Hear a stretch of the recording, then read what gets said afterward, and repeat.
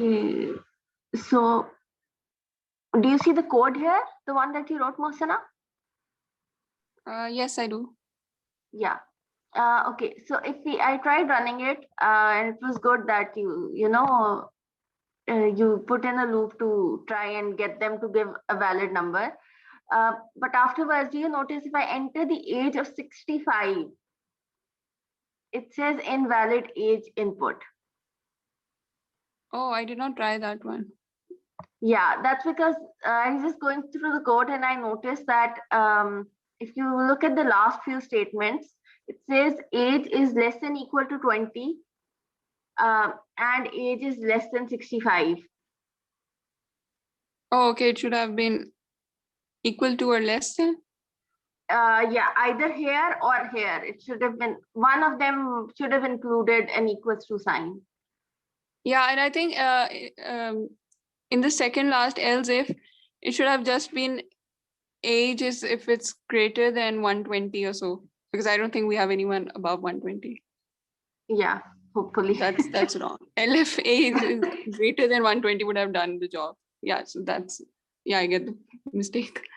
Okay, yeah. So it's just these little things that, kind of, they can come in as bugs and mess up your whole program later if you're writing it as part of a bigger code. Yeah, thank you. You're welcome. Okay, any other questions from the rest?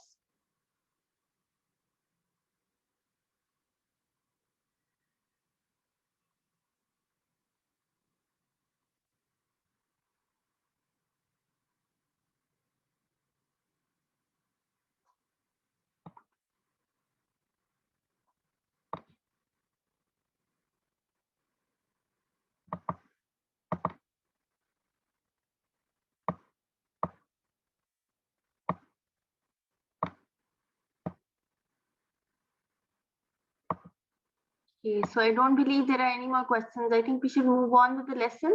Everyone's here, right?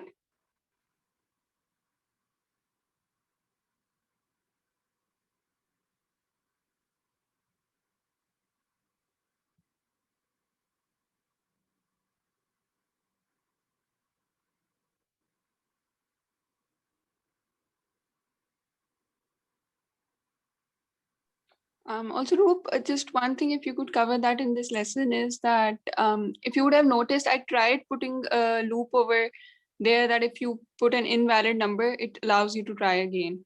Yeah. But like it runs for 3 times in any case, even if like if you try again and then you input the correct number, then again it would, run for a total of 3 times.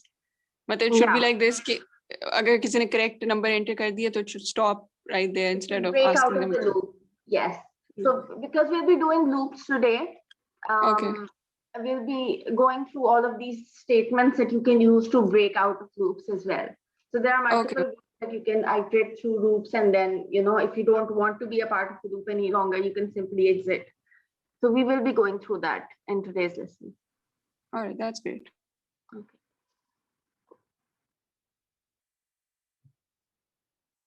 Okay, so do you see my slides?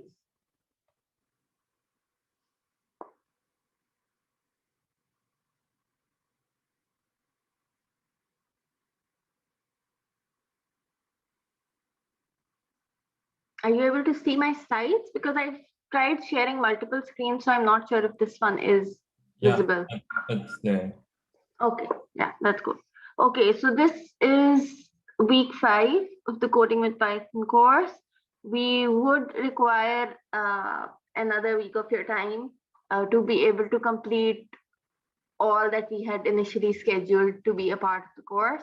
So today, essentially, what we'll be doing is writing loops and functions in Python, and which was a part of the week 4 as planned. Leaving in my contact again. So we'll dive straight into it. Loops in Python. So essentially, why do we need loops in any kind of programming languages? It's not just Python. We have them in the basic languages like C++ and Java, and also in, the more recent ones like Perl and Python and R and stuff. And that's because at times you want to tell the computer to do or your script to do similar things over and over again, or a certain number of times, or until a condition is met. So instead of writing that code repeatedly, what you can do is you can run it in the form of a loop. And these are also called iterations. And these are an essential and a basic feature for all kinds of programming and scripting languages. So in Python, there's two kinds of loops that we will be looking at. There is the for loop and the while loop. Now they vary slightly in the kind of usage that you can take out of them, the kind of returns that they give. And just to give you a small description of the for and while loop, a for loop is an iterator-based loop which steps through items of iterable objects like lists, tuples, dictionaries, strings, etc. All of those data types that you studied, and executes a piece of code repeatedly for a number of times. So you have to tell it how many times you want it to repeat the code. And it could depend on a number that you specify, or it could depend on the number of items that are a part, for example, of your list or dictionary, or even your string, the number of characters. The while loop, similarly, it executes a block of statements repeatedly, but it does so as long as the condition is true, as long as the condition is met. So once that condition returns false, the while loop will stop executing, and it's going to the script is going to go out of the while loop. So we'll look at examples of this, quite a bit of them in fact. So again, the for loop in Python is an iterating function. If you have a sequence object like a list, you can use a loop to iterate over it. We did a couple of examples at the end of the last class also to loop over the characters in a string and stuff. So all of those are the very basic, let's say, uses of a for loop in Python. And essentially, this is a flowchart of how the for loop works. So when you start your script and you reach a for loop, you're supposed to give it a start and an end range. And then it's going to keep repeating itself for that range and print whatever you want to, or do another task or call another function. And then once it's at the end of that range, it's going to move out of the for loop, or exit the for loop and then end the script, or move on to the next block of code if you have any. So again, we did these examples earlier as well, but because we didn't have any slides with us then, so I left them in the slides still. So for example, you can use the for loop to go over your characters in a sequence. You can also do it backwards or forwards. We did try that in the last lesson as well, towards the end. And you can do it with a single word. You can also do it with sentences. You can simply write it as a one-liner like this for letter and word.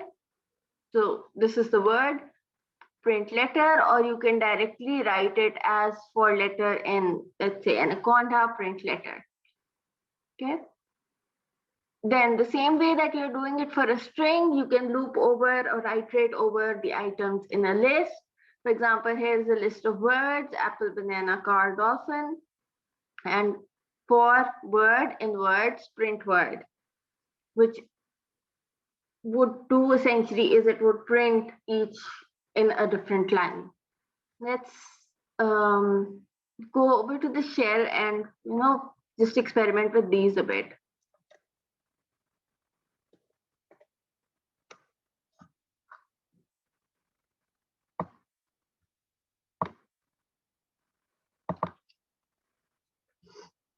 Okay, so let's say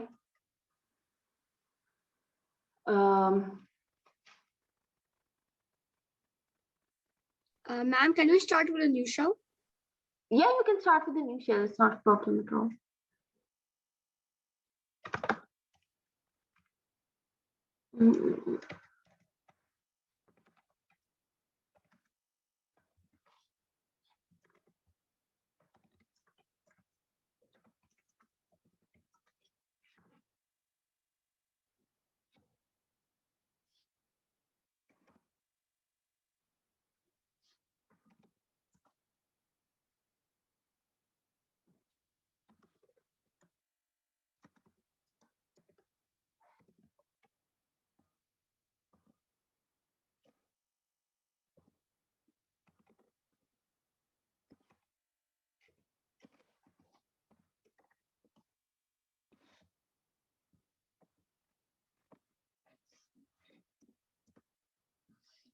Okay, so if you notice here, what it does is it prints each of those characters in a single line.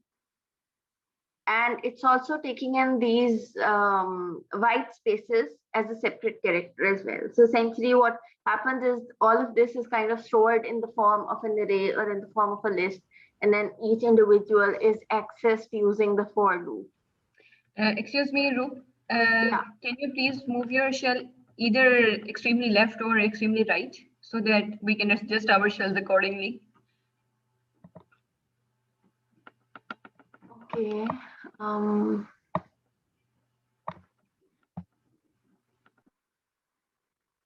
Does this help? Yeah, yes, thank you. Welcome. Okay, so here if you notice, we first saved the sentence into a variable by the name of sentence and then looped over it. You don't necessarily have to do this. You can loop over it directly as well. So let's try that. For let's say CH, which is characters, and we're going to use the same word as in the example on the slides.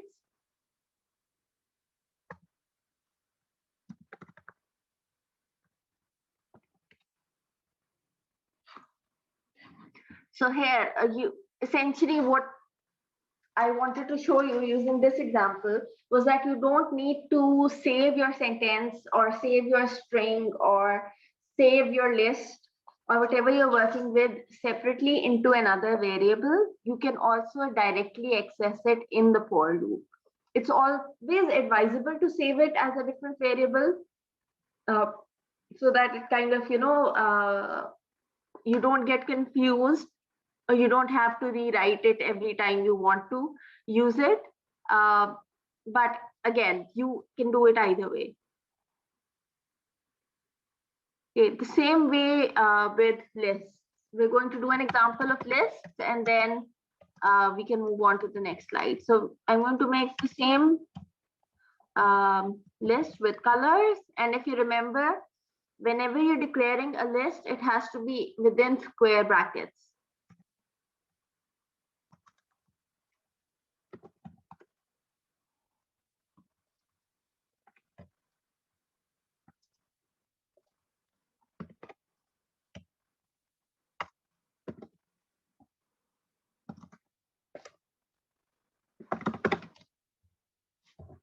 Okay, if you print it directly like this, it would print in one line, like a list, and it would show you the square brackets to show you that it is in fact saved as a list.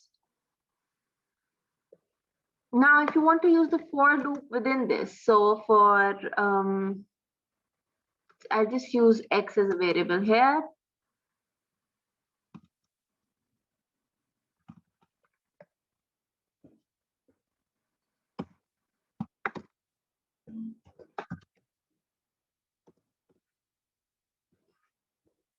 So if you notice now, it's printed all of the colors separately.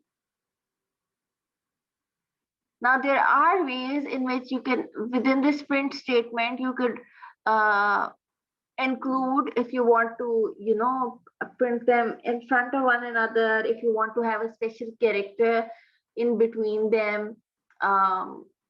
but the default way of printing it, if you do not change it, would be printing into a new line every time.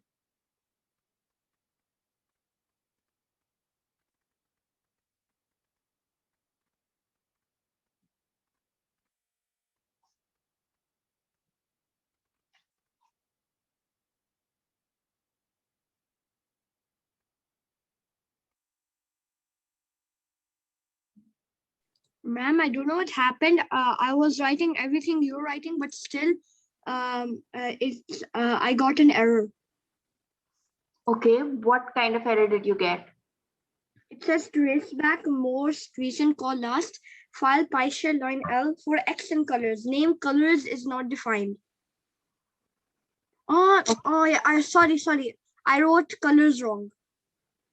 Okay, then you can use the same spellings for, writing it again.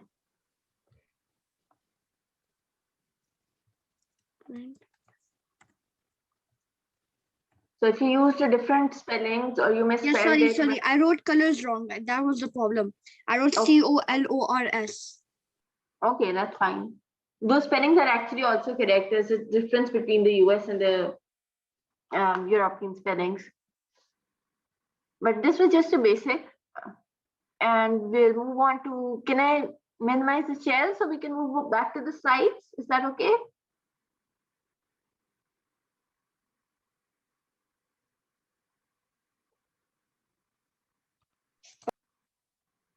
Okay. So we also had a look at the range function in the last lesson as well. But again, like I said, it wasn't in the slide, so I will be going over it again. So range is one of the built-in functions that is very commonly used with the for loop in Python. And essentially what you do is you give it a starting and an ending range, or just a starting range to tell how many times you want to, do a certain function. You can also give it a step parameter. So if you notice here in the second for loop, there's a starting point, 1, then there's an ending point, 10, and then there's a step parameter, 3. So instead of, iterating it one step at a time, it's going to take 3 steps at a time. So like in maths, you count by 2s, you count by 3s, you count by 5s and stuff. Also called skip counting. So this is essentially a way of skipping through the for loop. So you don't, whatever function you want it to do, you don't want it to do on every single item in the list. You want it done on every third item, let's say, or skip 3 items and then do it on the next. So that is what the step parameter comes in as. If you don't put in anything as a step parameter, then it's simply going to do it on every single item on the list or every single character in the string.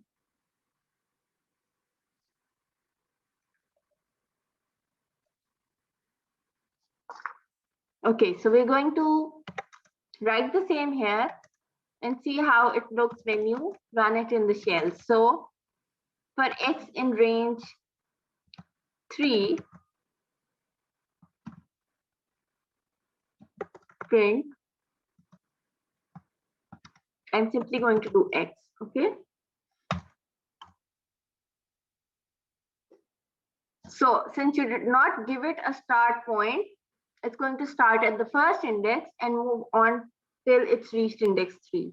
I understand. When you wrote for X in range 3, it says that 3 is the maximum number and all numbers before it, like 0, 1, 2. Yeah, essentially. If you had a list that had random numbers, then it wouldn't be looking at the numbers. This is essentially index positions.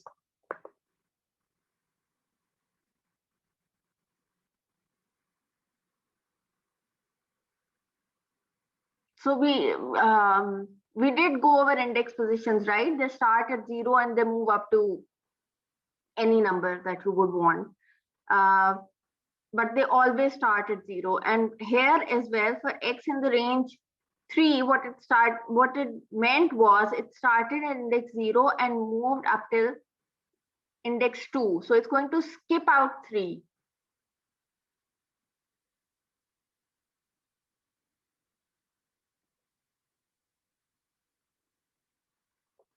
Okay, let's try the other one. We're going to use a different step in that, but just to give you an idea of how steps work. So for n in range, let's make it 10, 30, and give it a step 2.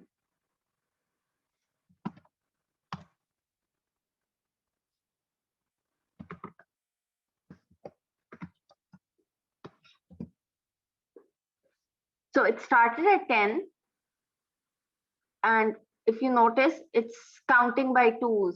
So 10, 12, 14, 16, 18. I understand. You wrote to the command that you should write from 10 to 30, but skipping by 2. Yes, exactly.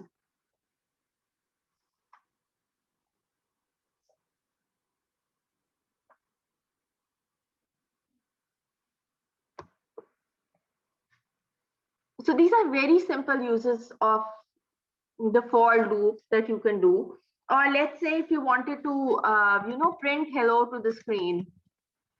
There's a very that every programmer loves to write hello world. So let's say you wanted to print hello world to the screen. Now this would only print it once. If you wanted to print it multiple times, you would either have to write print hello world each and every time, or let's say you can print it multiple times using the for loop. So for, again, let's say x, or let's say keep this an age in range.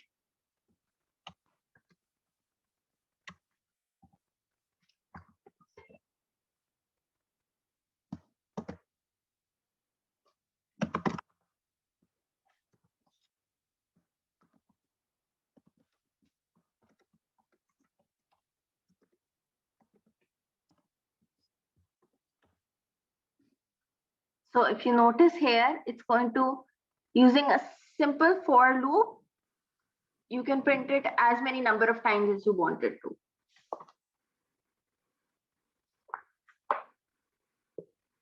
Okay.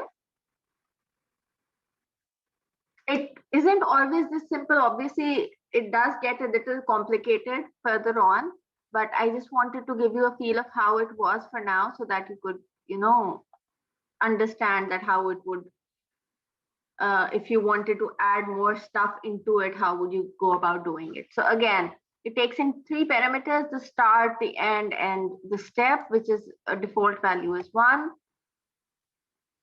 We'll be looking at more examples of what you can do inside the for loop later on. I just want to go over the while loop once and then combine the two and see how you can make use of both, and in what situations which one is more preferable, let's say. So the Python while loop is another way of iterating over a block of code. For the for loop, if you remember, you gave it a count of how many times you wanted to do it. But a while loop is generally used when you don't necessarily know how many times you want to iterate beforehand, but you just want to check that if a certain condition is true, then it should keep iterating, else it should move out of the block. So like the same way as Mohsina wrote in the code, and she said that even if a correct number was entered, it would still keep looping through it. So a while loop can also be used there.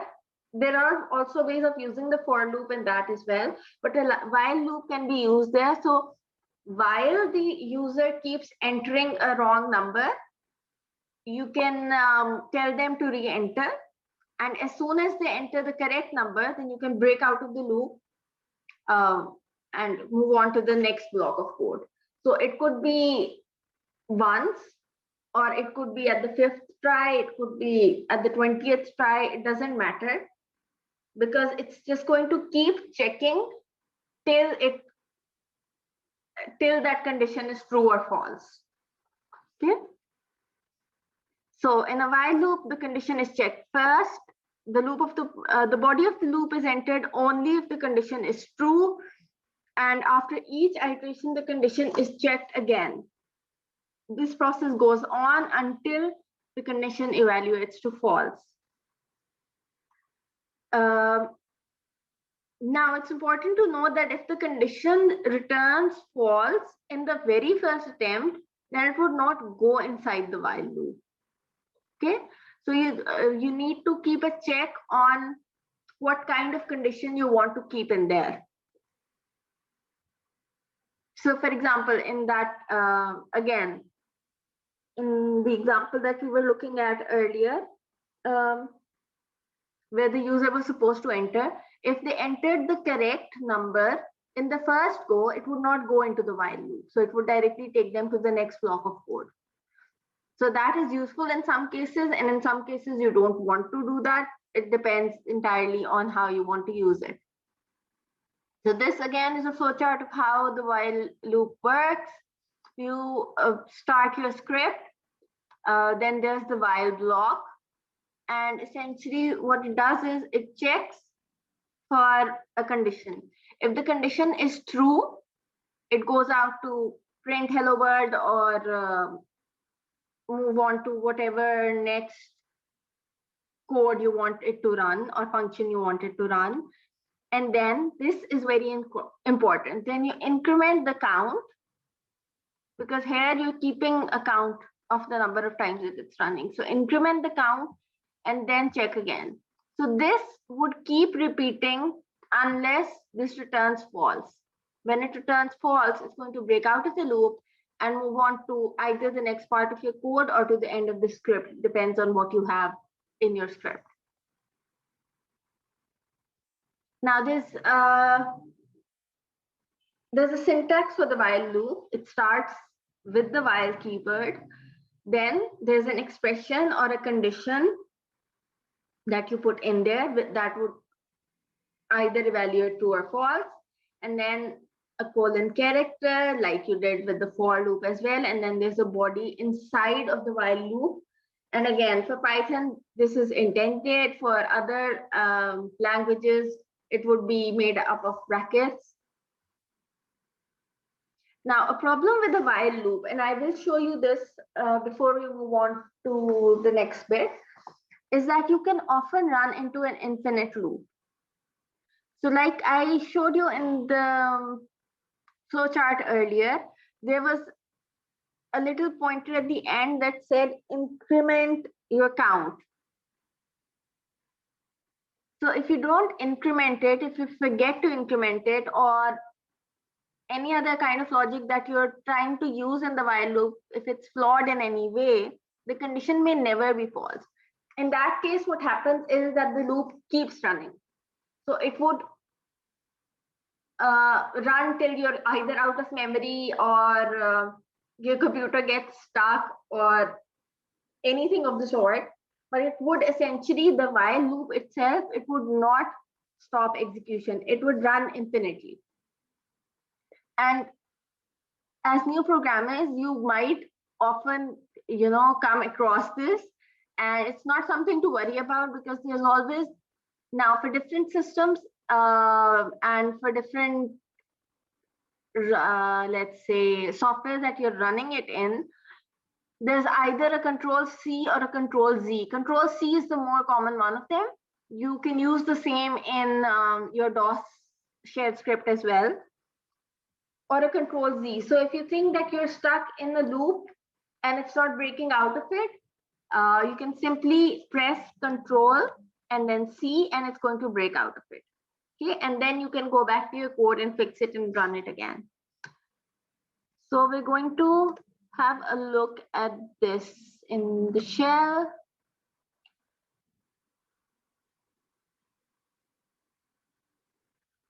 So let's say we have variable I,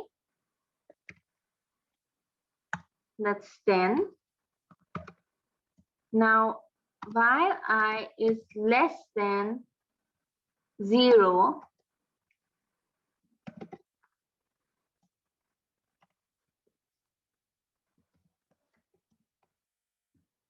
print hello. Now, the correct way to do this, if you wanted it to, print hello 10 times, would be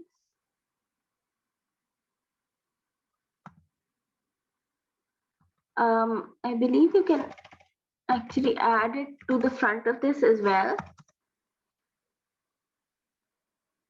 So I equals I plus 1, which means that you're essentially adding a plus 1 to the I every time it's going in here. So eventually it would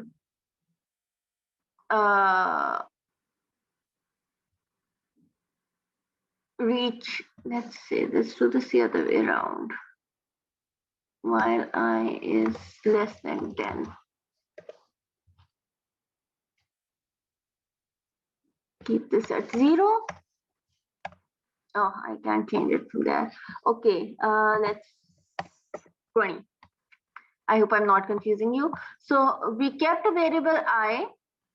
And ma'am, my Python shell, the word hello is going infinitely and it's not going to stop. Press Control C.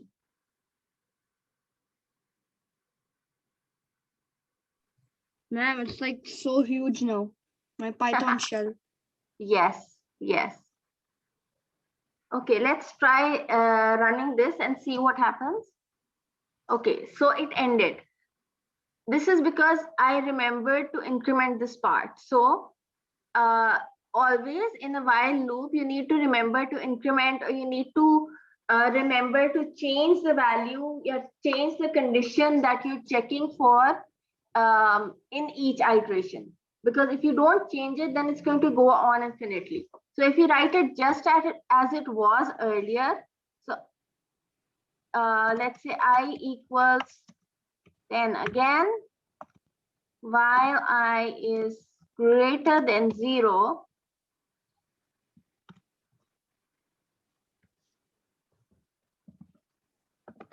hello. So what happens here is, while I is greater than 0, now because I is 10, it is always going to remain greater than 0, right? So it's going to keep printing it infinitely. And you can break out of this. You can either let it run, or you can break out of this using Control C. So when you do control, can you also do Control Z? Will it also stop like that? I haven't tried it on this. We can try running that as well. Okay, so when you press Control C, what it does is it gives you an error saying keyboard interrupt. Okay, so it was running line 2 of the script. It was printing hello when the keyboard interrupted, essentially.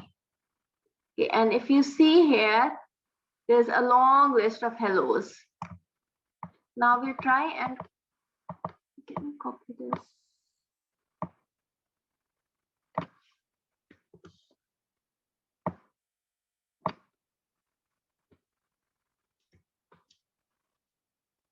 And we're going to try Control Z now if it works. Control Z. Okay, it did not work for me. So it probably works if, for example, you're using Python in Mac, or you're using Python in Linux or somewhere else. But for Windows, Control C is what works. When I tried doing Control Z, it did not work. In fact, if I can, yeah, so this is what happened. It just kind of gave a little pause in the loop, but it did not work. Okay, so Control C is what you need to remember to break out of a loop if you're stuck in an infinite loop. And this happens very frequently with new programmers, so it's nothing to worry about really. You just need to know how to, go around it. Okay. Now, we did do, else statements with if. You can also do an else statement in combination with while. Because if you noticed, when you were working with if statements or if conditions, what you essentially did was you checked for a condition. If the condition was true, it would go into whatever was in the if block. If it was false, it would go into the else block or into one of the elif blocks. It depended on how you were writing the code. Now the same way the else statement works exactly the same way with a while loop. So because in the while loop as well, you're checking for a condition. So as long as the condition is true, it's going to keep reiterating in the while loop. But as soon as the condition is false, if you want to output something, or if you want to move into another part of your code, let's say, instead of breaking out of the code, what you can do is you can use an else statement here and say print inside else. I won't write this on the shell because I've shown you the output here as well. And we'll try and do some more examples of it later. So another important point here is if you break out of the loop, I will be showing you how you can break out of a loop. It is done using a break command. So if you break out of the loop, then it's not going to go into the else block either. Okay, it only goes to the else block when it's continuously iterating over the while loop, when the condition was true, and as soon as the condition is false, it moves to the else. If you broke it here, it never got a chance to check the condition again, so it's not going to go into the else block. Okay, so what this code is doing here is variable I has the value 0, and while I is less than 5, it's going to print I and then increment. So this was probably in the very first lesson. There were multiple ways of incrementing. This is the most basic one of them. So I equals I plus 1. This way it's going to add in one number to the variable each time. So it's going to print 0 for the first time, 1, 2, 3, 4.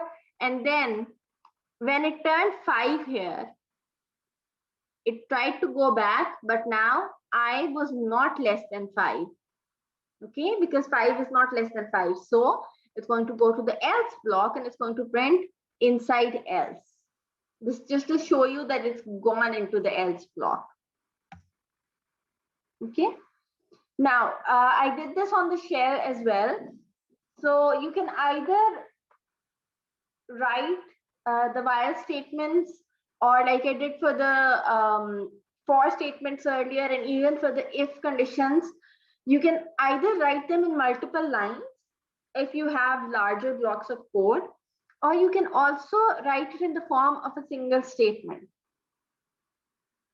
So like this, you could have entered after a colon, you could have pressed enter and then written this in the next part and then this in the next part, or you could have written all of this in a script file and run it from there.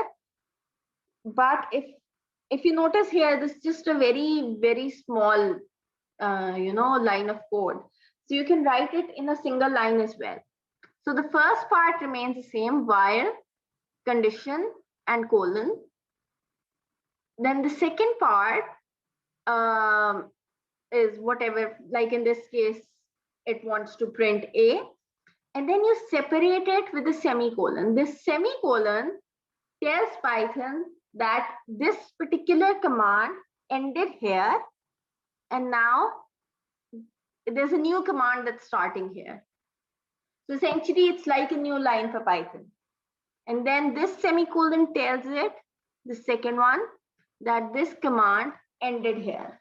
So when you're writing it in the form of a single statement, you need to use semicolons. If you're not writing in the form of a single statement, you notice that when you write print A, it's going to print it directly. You don't need to put in a semicolon at the end. Okay. So this is just a way to write it in a single line if you want to further, minimize the number of lines in your code. And here again, it's telling you the same, that without the second statement, it would form an infinite loop. The second statement is this one. So like I mentioned earlier, there's multiple ways of incrementing or decrementing variables. Now they could have done a equals a minus 1, or another way to write is a minus equals 1. So essentially what this does is the same as a equals a minus 1, is it subtracts 1 from the variable a. I don't have the chat showing up here, so I am not sure if you have any questions. I'll just open that up as well. Okay. So any questions so far?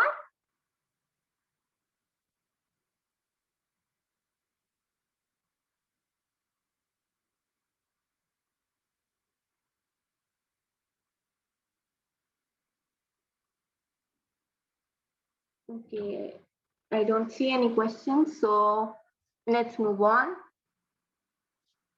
So the same way that we studied nesting earlier. I have a question. Did we finish the first chapter? The first chapter, as in the first chapter of this week. Did we finish it? This is the second chapter, right? It's all connected essentially, and we're still doing loops. Okay. Yeah. Okay. So the same way that we nested if statements into one another, we can also nest loops into one another, and these are called nested loops.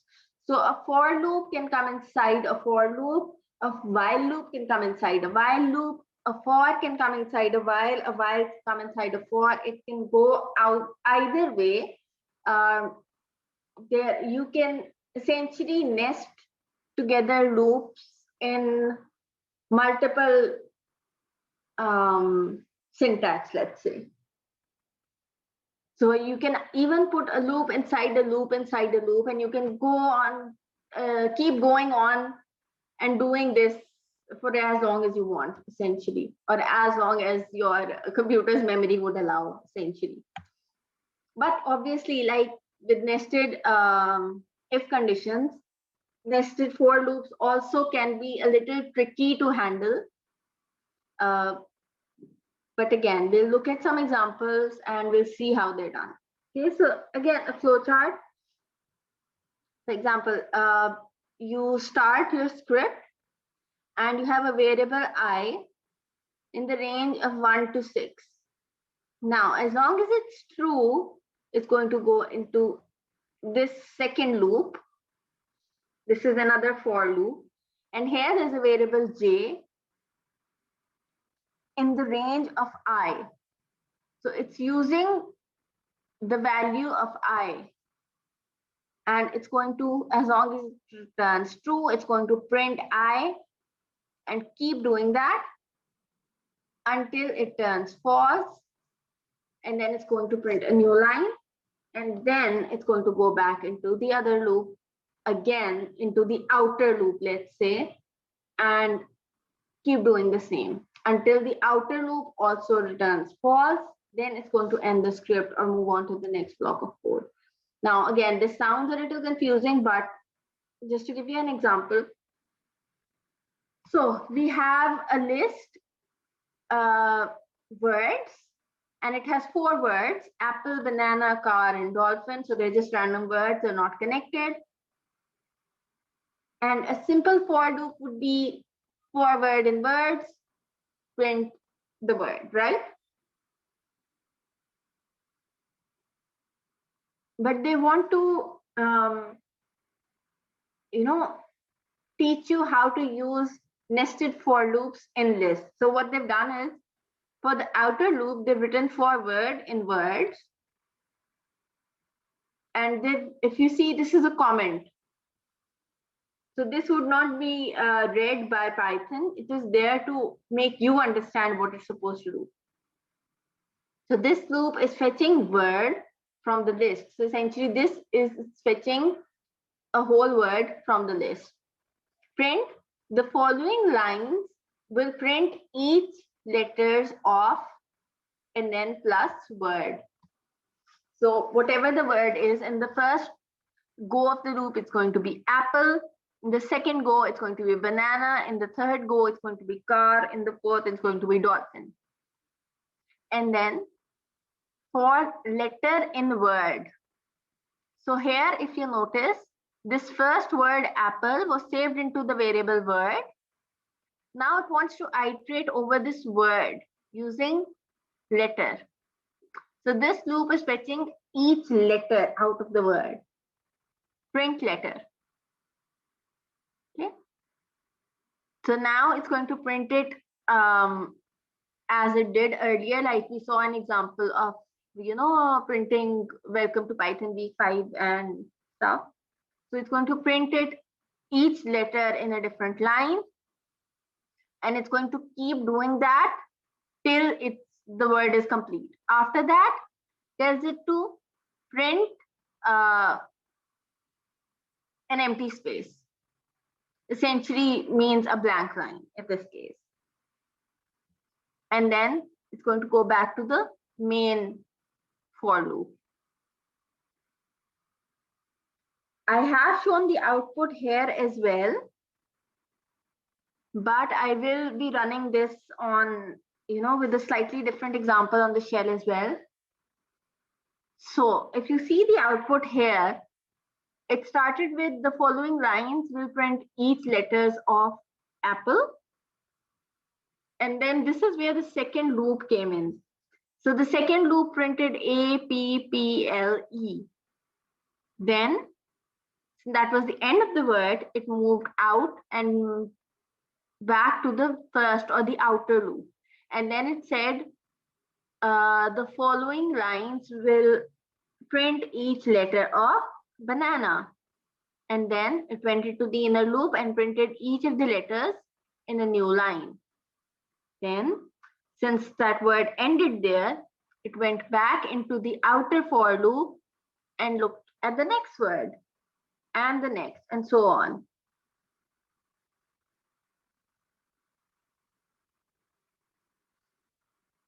So yes, it does sound a little complicated in the first go, but once you start doing it, you will realize that it's not really. Let's go to the shell and try and do this.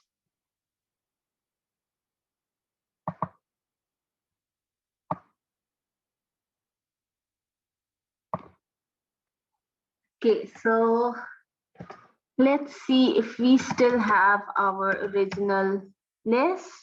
I'm just going to print it out to see. Yes, we have our original list that we made using colors. So let's use that same list to print it in the same way as Ma'am, can you wait? I need to write. Yes.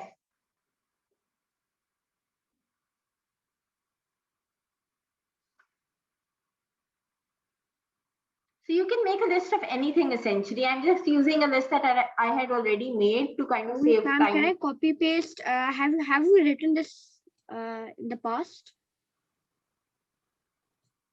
This list? Yeah, red colors, red, yellow, green. Oh, you just have to write colors. Okay, wait. Let me write them. Yeah, if you did not restart your shell, I did not. We did write this in the beginning of the lesson, so it should be there. Colors. Yeah, I wrote it. Thank you. Okay, you're welcome. So what we're going to do is,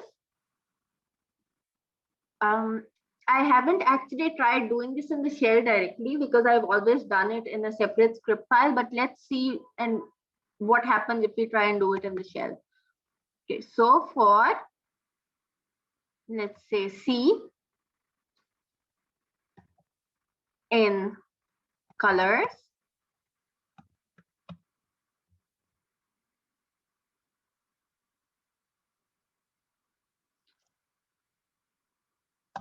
what we want to do is we want to print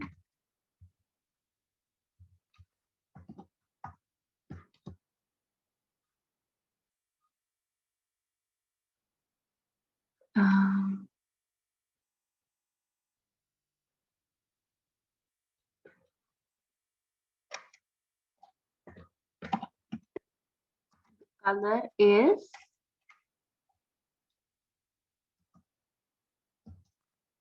C. Okay.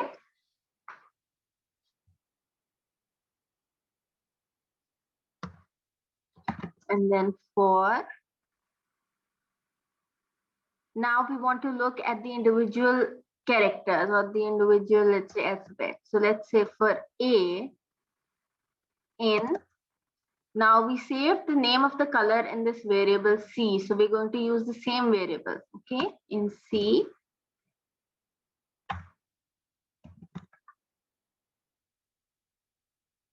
print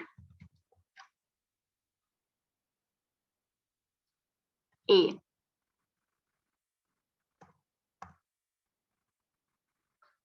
So I did not add in this second print command for the new line or the blank line. But what I did was I wrote for C in colors. So for each C here, it saved, that particular entry. So for the first loop, it saved the first entry into C, which was red.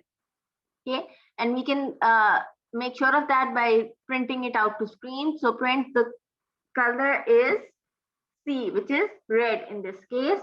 And then for A in C, so as long as it's in C now, so in the case of red, it was 3 letters. So it's going to go over this loop 3 times. It's going to print each of the letters. Then, because the range has ended or the word has ended, it's going to go back to the outer for loop. And now C has the value yellow. And if you notice, it prints the color is yellow. Then for A and C, which means that now it's going to go over the characters in yellow. Okay, so YELLOW. When it's on the last character, it can't find anymore. It goes back to the outer loop. Does the same for green, does the same for blue, does the same for white. And it would keep doing the same for as many things as you have in your list. Okay, does that make some sense?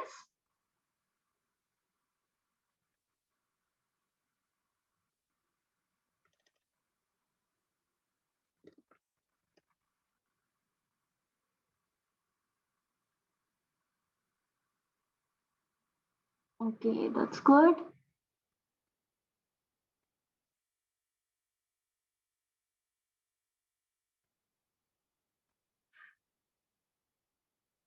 Muhammad Azam, is that clear? Should we move on? Yes, I understand. Okay, that's good.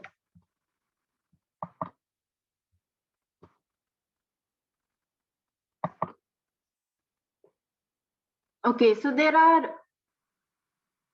certain statements that you can use to control your loops in Python. So for example, like you could, find yourself stuck in an infinite loop, or you want to make sure that a loop only runs up to a particular point and then stops running, or you want to, alternate it between values or different things. So there are different loop control statements, that's what they're called, in Python that you can use in both for and while loops.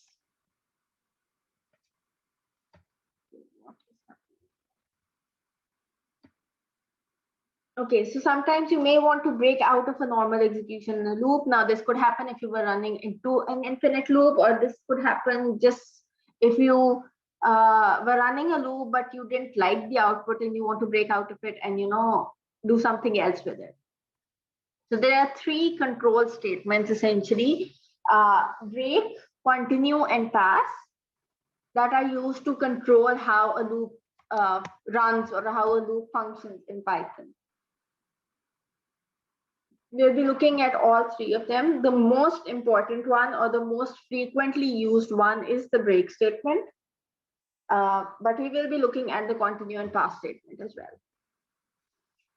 So the break statement essentially is used to exit out of a for loop, or this can also work with a while loop. So it is essentially used to exit out of the loop prematurely.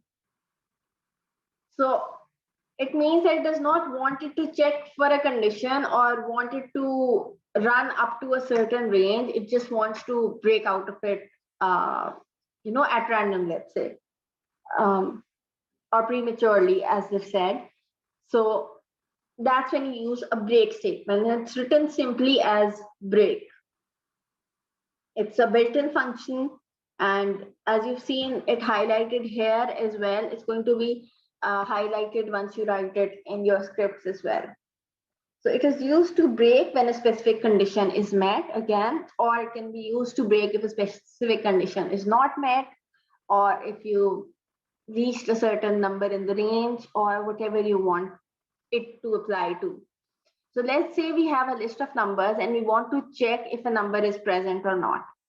Okay, we can iterate over the list of numbers. Excuse me.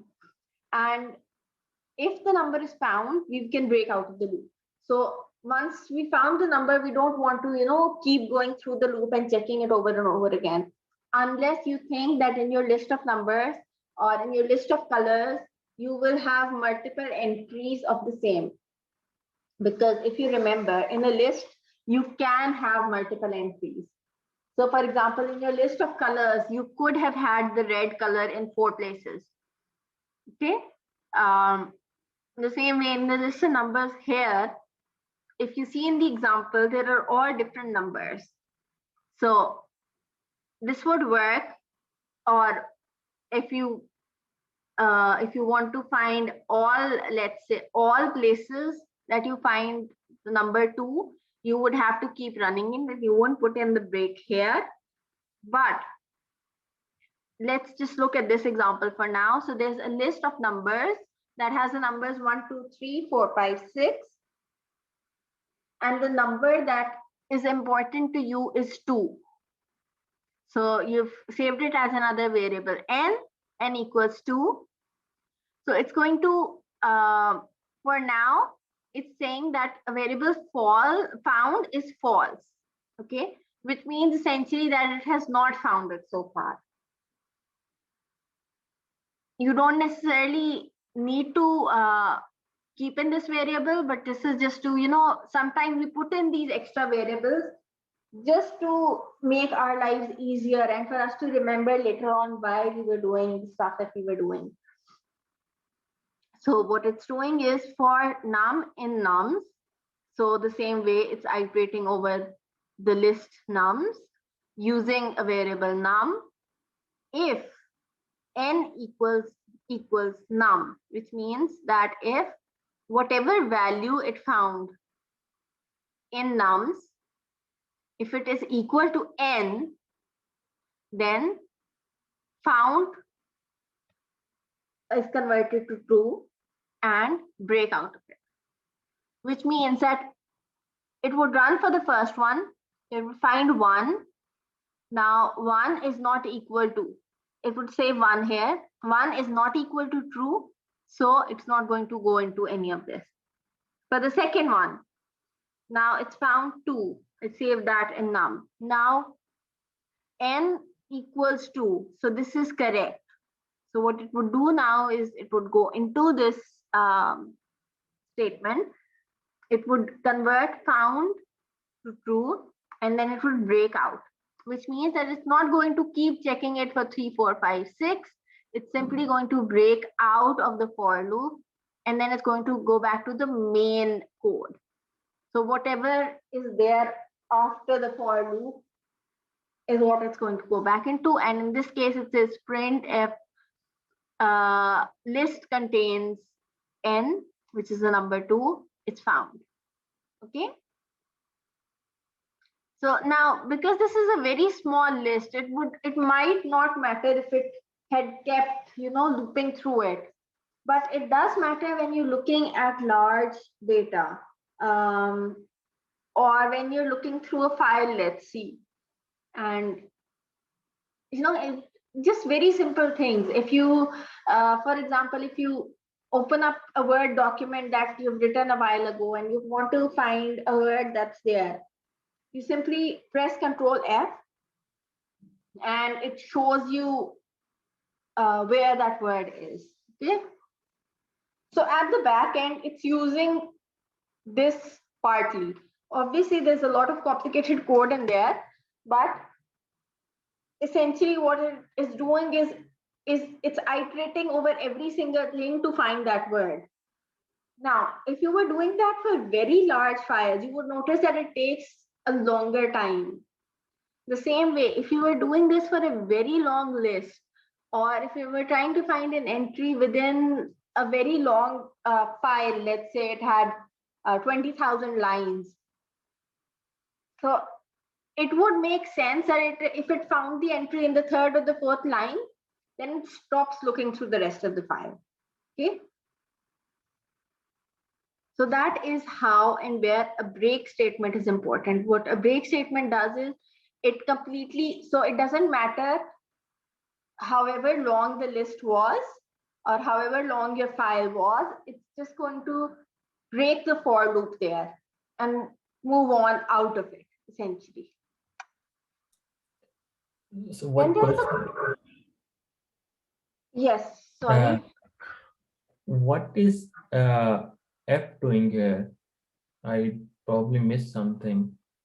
What is F?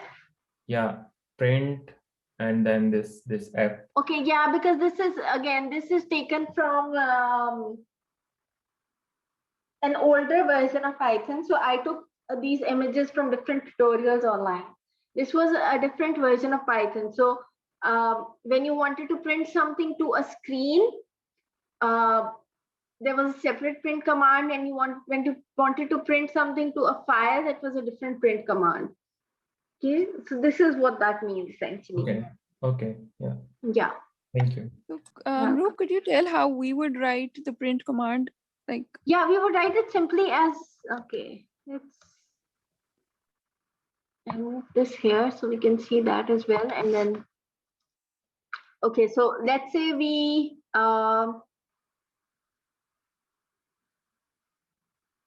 use our initial list colors. Let's say if we can do this with, a string list. And our color of choice is green.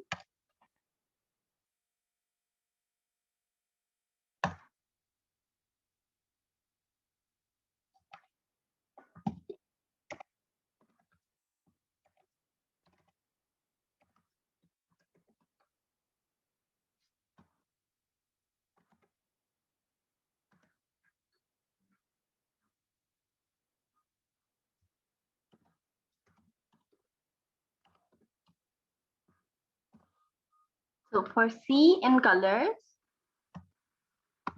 if our choice equals C,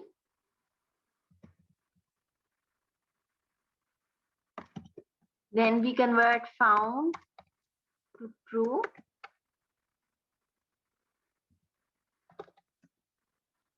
And break.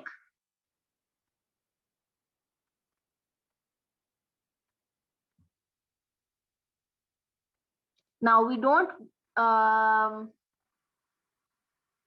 we can add this as well, else. Oh, I forgot the colon, oh my God. Write it again. Sorry about that.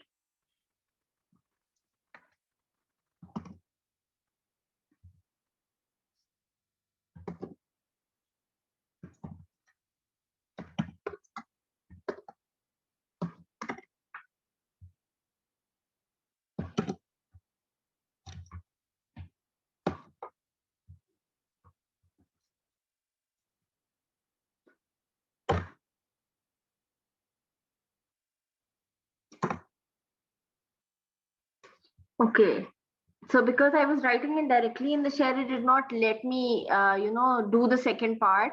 If we were writing it in the script file, we could have written this part as well. But what happened was essentially the same. You were going through the list colors, and for C in colors. So each time C would hold the value of, whatever is on that index. So when we started with the first loop, it was red. If this was your choice, it would convert it to true and break out of it. Else it would print not found yet. So for the first time, it printed not found yet. For the second time, C was yellow. Again, it wasn't the same as our choice, which was green. So it did not go into this condition. It went into else and printed not found yet. Now for the third part, it found green, which was the same. But since we weren't able to write this last bit here, what it did was it simply broke out of it.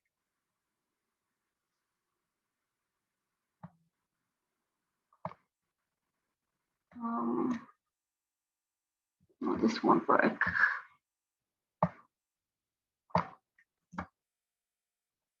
Let's do this.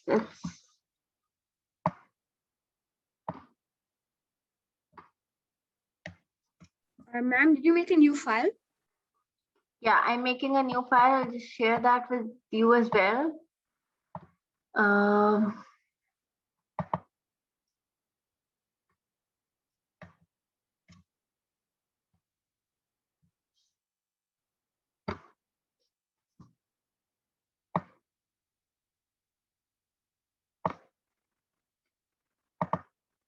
I'm just copy pasting this essentially.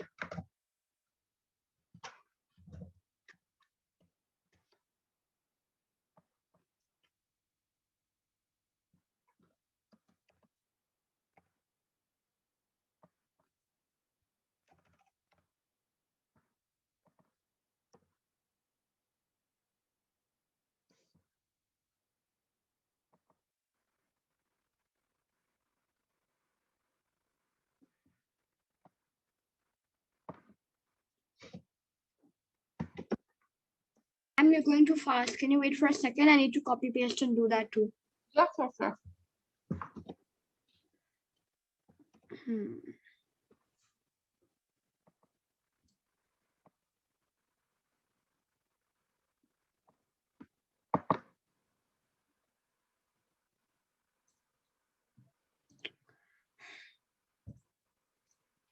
On.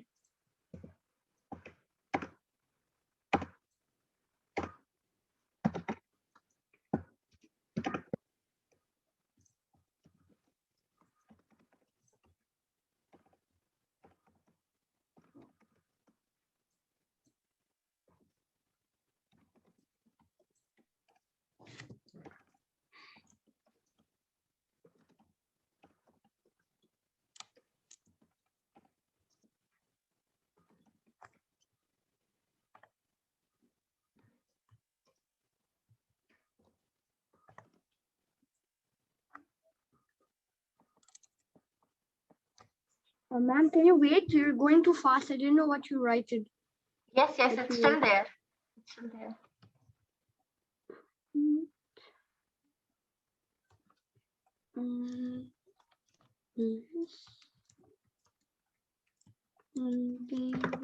Your color of choice. Okay, so I've essentially copy pasted the same here. There's a list, colors. Okay, ma'am, what do you do now? What was your next thing? Choice is green. We initially said that found was false. And what I changed here was before break, I added in a print statement that said found so that we know that it's in here. And also once it breaks, it prints out list contains your color of choice. Okay. And then whatever that choice was, which is saved here. Now we simply save it and then run. And it should run. Okay. So yes, if you notice here in the shell now, for the first 2 points, because we had still told it to print not found yet. So for the first 2 instances, it printed not found yet. Then in the third one, where it found true, it printed found, which is right here. And then it broke out of the loop. And then said list contains your color of choice. And then the choice, which is green. Okay, so does that give you some idea of how break works? Yeah. Yeah, so Mosera, you can use it the same way for, checking for that input from the user. So once you find that input that is correct, you can simply break and it would not keep looping over and over again. Okay, so we saw that there were 3 ways in which you could control loops or control statements for loops. And we went through the first one, which is break. We saw an example for that as well. The second one is continue. Now, again, the example here is for a for loop, but this can be used in both for and while loops. So it is essentially used to skip the execution for a specific condition, okay, or skip it once essentially. So for that iteration. So let's say, again, we have a list of numbers and we want to print out the sum of the positive numbers only. So we want to ignore the negative numbers, which see are -3 and -5 here. Now we can use the continue statement to skip the loop every time it finds a negative number. So what we do is we make a list again of numbers, some positive, some negative. We have another variable, some positives, and we start it at 0. Now we want to loop through the list. So we use for to loop through the list, num in nums. If the number or each entry, let's say, is less than 0, then continue. What it means is that it would not do anything essentially. It would ignore that round of the for loop. So if is less than 0, continue means move on to the next iteration of the for loop. If it's not, then what it does is it adds it. This is also another way of adding it, or you could have simply written it as sum underscore positives equals sum underscore positives plus number, okay, plus num. And then at the end, when all of the for loop has been executed, you can print the sum of all positive numbers is this. So essentially what continue did here, if you use the break function here, what it would do is it would break out of this completely. So it would not run it again. But what continue does, and this is the difference between break and continue, is that it only essentially breaks that iteration, or it essentially only skips that iteration. So it would look at the other entry then. And every time that it's found a number less than 0, it's going to skip that entry. Okay.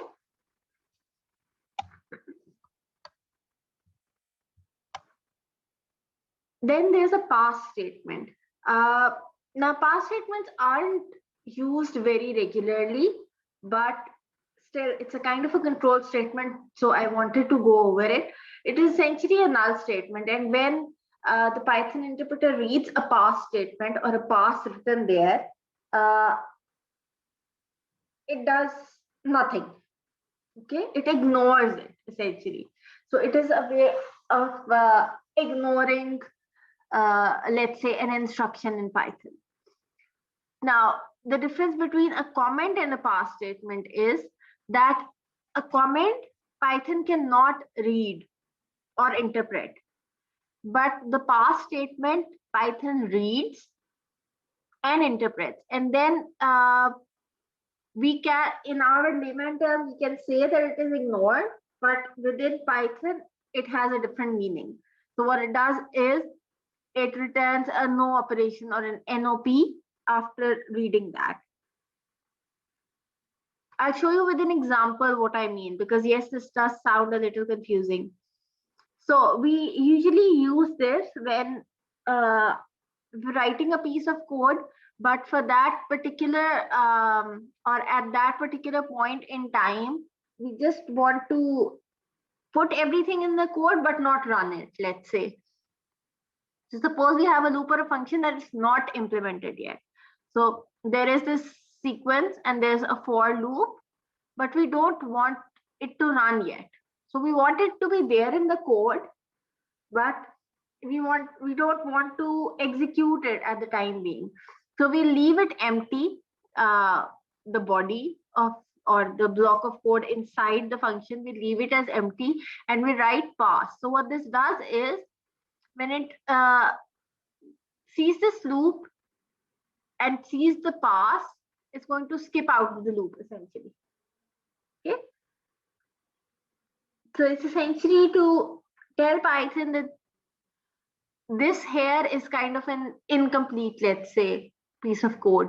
So we want it to be of use to us later on, but at the moment we just want Python to pass through it. So comment and pass is different because a comment Python cannot read or interpret, but a pass Python reads, and then it kind of tells Python to ignore this part of the code and move on. Okay.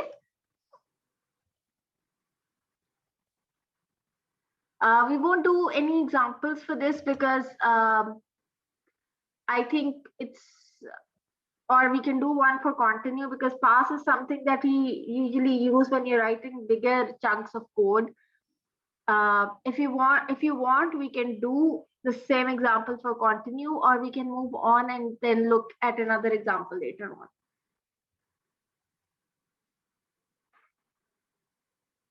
So there are also ways of looping backwards in Python. So we did do a small loop backwards in our last class. At the end, I showed you how you could print the string in reverse. Okay, thank you, Mohammed Azam. But yes, there are ways in which you can, loop backwards in Python. So for example, you have this countdown list that says blast off 1, 2, 3, 4, 5, 6, 7, 8, 9, 10. And you want to, when you print it to a screen, or you want to print it out backwards. So you want to start at 10, and then 10, 9, 8, 7, 6, 5, 4, 3, 2, 1, and then blast off. So for that, what you do is you essentially loop backwards. So you start at 10, and while is great, while start, which was your initial variable, could have been any name, is greater than equal to 0, print countdown. And then if you notice here, square brackets, this means at that index.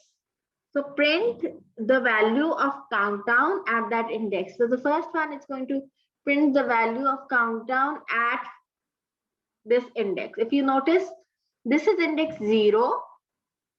Blast off is written as index 0, and then 1, 2, 3. So these are the respective indices. So what it does here is, since this was greater than 0, it printed countdown index number 10. Okay.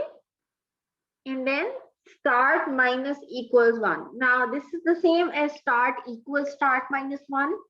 Like I mentioned, there's also a list in probably the first lecture slides as well, where there are multiple ways of using the same operators. So you could write it as start equals start minus 1 or start minus equals 1. It would do the same thing.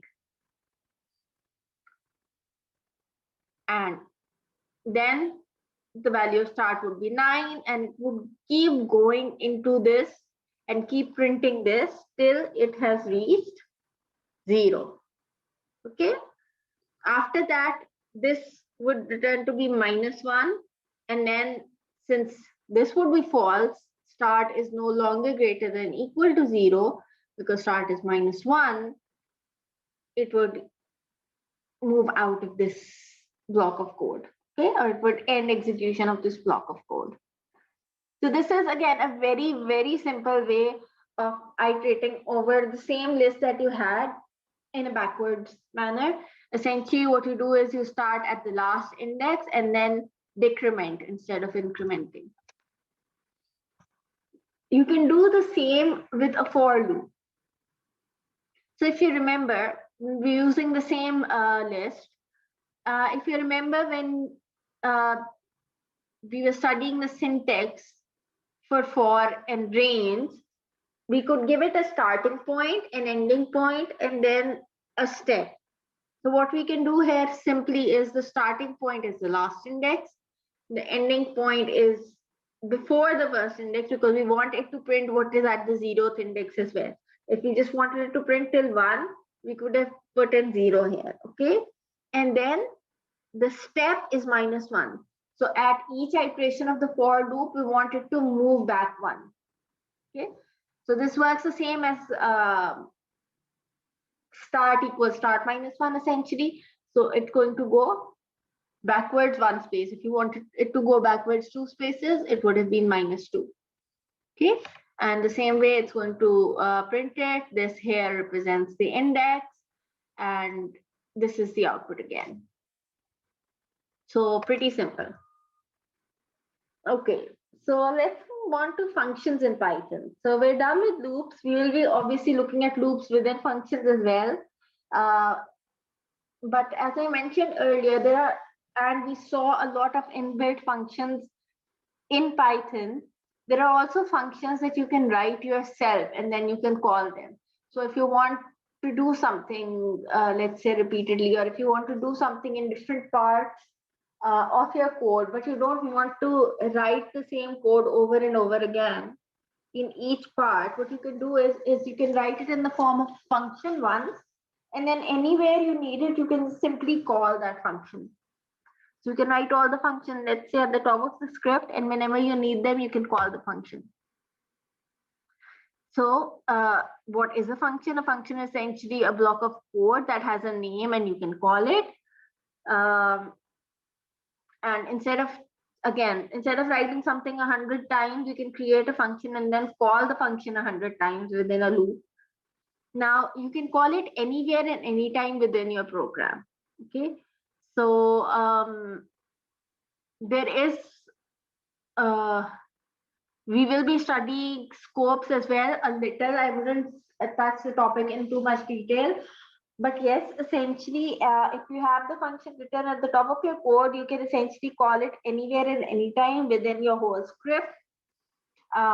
You can also have functions written in separate files and then access them. There are different ways of doing it. We won't be going into those, but yes, it adds reusability to your code, and functions can take in arguments and return values. They don't have to, but they can. So there's two types of functions, built-in functions and user-defined functions. We have had a look at multiple built-in functions, but we still need to learn how to write our own functions, which are the user-defined functions. So the way to define a function or the way to create a function in Python is using the def keyword, which is short for define. Okay. So this essentially defines the function. You can give it any name, and then you can give it some parameters if you want. Again, it can have parameters or it might not have parameters. It depends entirely on what you want the function to do. So, and it can have multiple parameters as well. Okay. So then inside it, you specify a block of code, which is whatever you want the function to do. And then you make the function return a value. Again, this is optional. You don't necessarily need to have a return value for a function, but it is generally used and it is very useful. Okay. Again, it's repeated here. It's been repeated over time in multiple places on the slides as well. And I've said this over and over again. In other languages, you would need curly brackets for blocks of code. In Python, you simply need indentation. So it's very important that the whole block of code is essentially aligned properly. So if there's a problem with the indentation, you would get an error. Okay, so this is like a very simple function. Some of these functions may already be inbuilt into Python, but we'll just be looking at very simple functions that you can create on your own as well. So let's say you want to create a function by the name add, and then you want to add A and B. Okay. And essentially what this does is it adds two numbers and returns the result. Okay. Now this function prints, I will add two numbers and returns the sum of the two numbers. Now here you've written A and B, which means you can give it any two numbers. Okay, let's try and do this in the shell.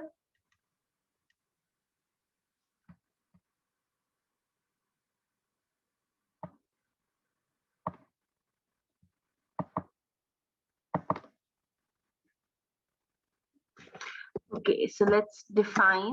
So if you notice that when we write DEF, the color changes. That's because DEF is a built-in function in Python. And we write it as addition. So define addition XY. Okay, and don't forget the colon. And you want to return X plus Y.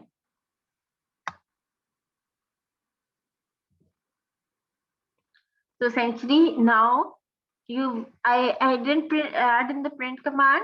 Okay, I've just made a function which has the name addition, and it's going to take in two parameters or two numbers. It's going to return sum. Okay, so the way you Ma'am, I restart. Ma'am, should I restart my shell? It's your choice completely. You can oh my God. do it on because I just restarted my shell and I don't know what to do. Okay, because we wouldn't be using any of the past code, so you can simply write a new code. Okay. So DEF, and then the name of the function, whatever you want it to be, I've given it the name addition, and I've given it two parameters, X and Y. Okay. And then I've told it that within the function, I wanted to return the value of X plus Y. Ma'am, I'm writing not found yet, but nothing is happening. No, you don't have to write not found yet. That was part of another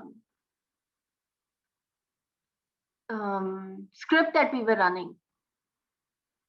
We're on this part, define DEF addition.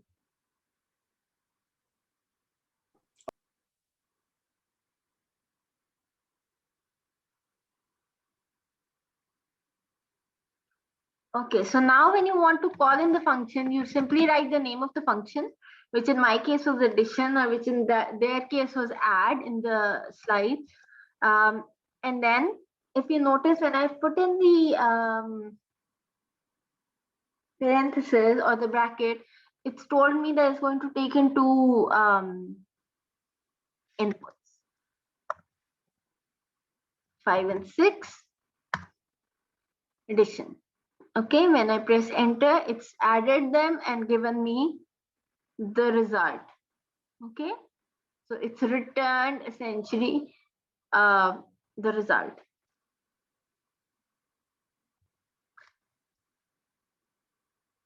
Let's see if we can use the same for strings. I'm not sure this is going to be an experiment, but let's see if we can use the same for, I'm sorry, we don't need to define it, it's already defined.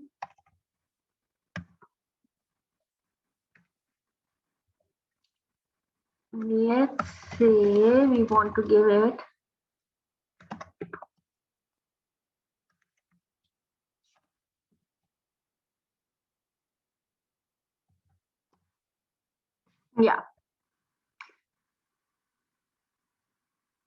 that's because we did not specify essentially that we are working with integer, and we did not make it check at any point that we were working in fact with integer. So when we give it a string as well, what it does is it simply adds the string, because if you remember, you can use the same operations on strings, addition, subtraction, multiplication, the same way as this, as you can use them on integers. However, if you try to add an integer and a string, it might give you an error. Let's try that as well. Okay, so let's the same addition, and we're going to give it a number and a string. And yes, it gives you an error because it says unsupported operand type for add int plus string. Okay, which means essentially that it cannot add together an integer and a string. So when you were working with two strings, it added them together. When you were working with two integers, it added them together. But when you tried to add a string to an integer, it gave you an error. Okay, so this is like one of the simplest form of functions that you can define. So simply define it as def, the name of the function, whatever parameters you want to give it, and then you can call it by the name of the functions and again the parameters.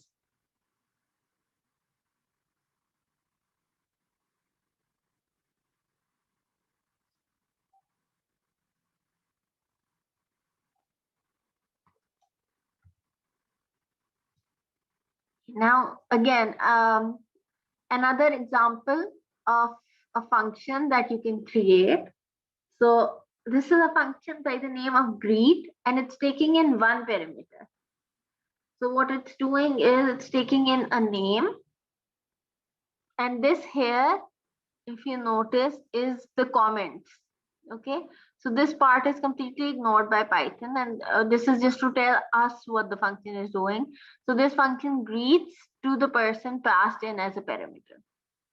So essentially what the function does is you give it a name as input or as a parameter, and it prints to a screen hello plus that name plus good morning. Okay,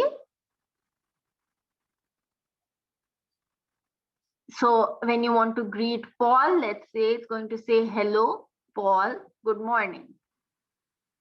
Okay, so it can have any message essentially over here, and when you give it that name, it's going to personalize it to that name.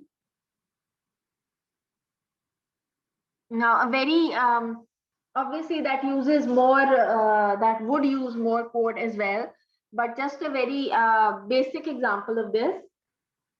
For example, if you've ever used automated replies, you can also use them in different in Gmail, Hotmail, all of these emailing auto replies, or you can, for example, you can also use them on Instagram or Facebook messengers and stuff. So when you put in an auto reply, there's multiple options that you can choose. Or if you want it to be a personalized reply, what it does is that the rest of the reply remains the same, and then in one place it adds in the person's name. Okay, you can do this with automated replies, for example, in Gmail and Hotmail and Microsoft Outlook and all of these as well. So that essentially is kind of the same thing as we're doing here. So we're defining a function greet, and we're giving it a name as an argument, and every time we call that function, it greets the person with that name. Okay, So now every time we don't have to write this whole thing. If we want to greet Paul or greet Mohsena or greet Muhammad Azam or greet Bilal, we can simply write greet and the name, and it would print this out, this whole thing out directly. Okay. Let me open up the chat and see if there are any questions. Okay, please let me know if there are any questions. We will be looking at more functions, obviously, but these are just the very basics. Let me know if you understand these so we can move on.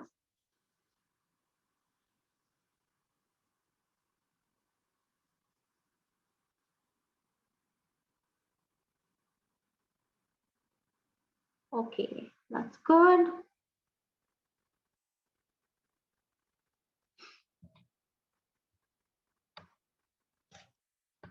Okay, so we've been working with variables. We've defined variables at different points in time.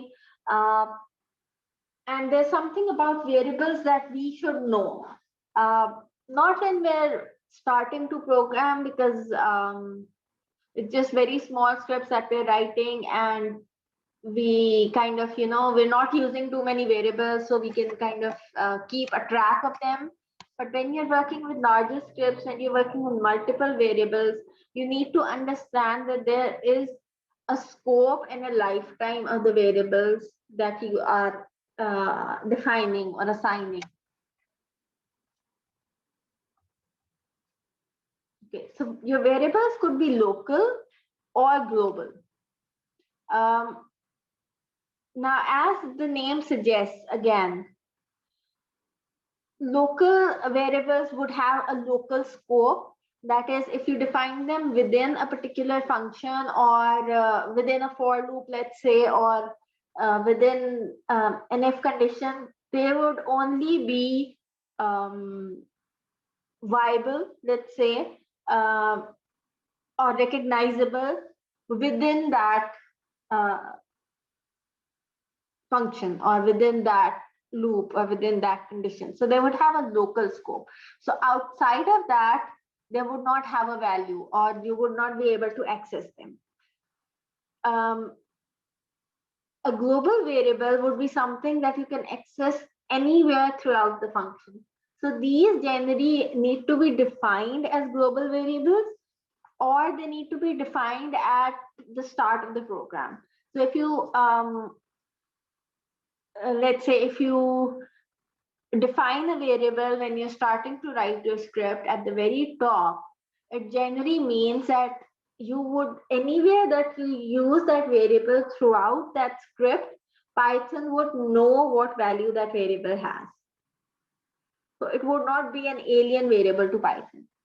If you had declared it further down in the script and you were trying to access it at the top, Python would not know, because as you know, Python reads and interprets your code line by line. So if something was, let's say, in the 10th line and you were trying to find it in the second line or access it in the second line, you would not be able to find it and it would give you an error. Okay. So this is like a very layman definition of what local and global means. Okay. So a local variable would only have a scope or would only be visible or accessible in a part of the program, and a global variable would be accessible throughout the program and would stay in memory for a longer period of time. Again, local variables are destroyed once we return from the function. So once you broke out of a function, or once you completed a loop or anything really, it's going to, if it was a local variable, it was just defined for it, it's going to go out of Python's memory. So it's not going to stay in memory. It's going to be cleared out. Okay, it's going to be destroyed, as it says.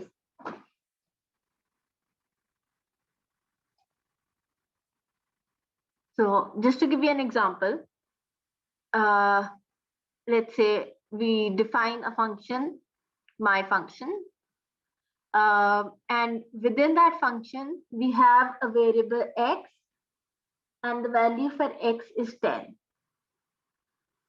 And then print value inside function and x. So it's going to print the value of x inside the function, okay? And then outside of the function, you've written x again and you've written equals 20. Then you've called the function. So here you've just defined the function, you've not called it, but here you've called the function, okay?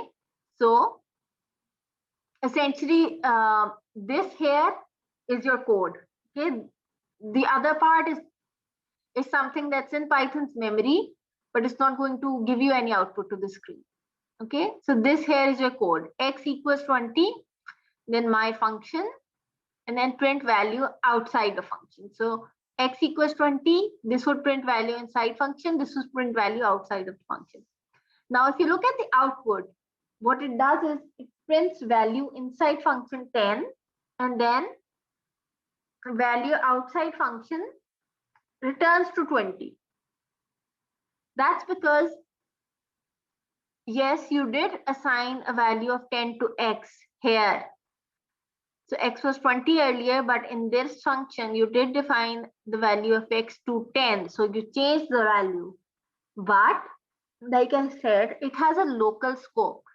So when you came out of the function, this was erased from memory and it went back to its old memory. Okay.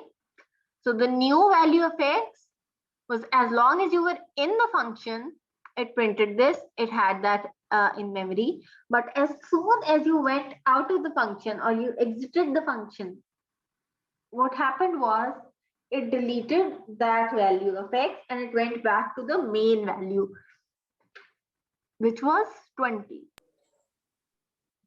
Okay, is that making some sense?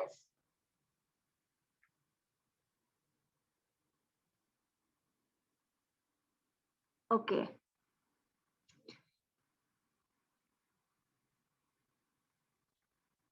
So here we see that the value of x is 20 initially. Even though the function myFunc changed the value to 10, it will not affect the value outside the function.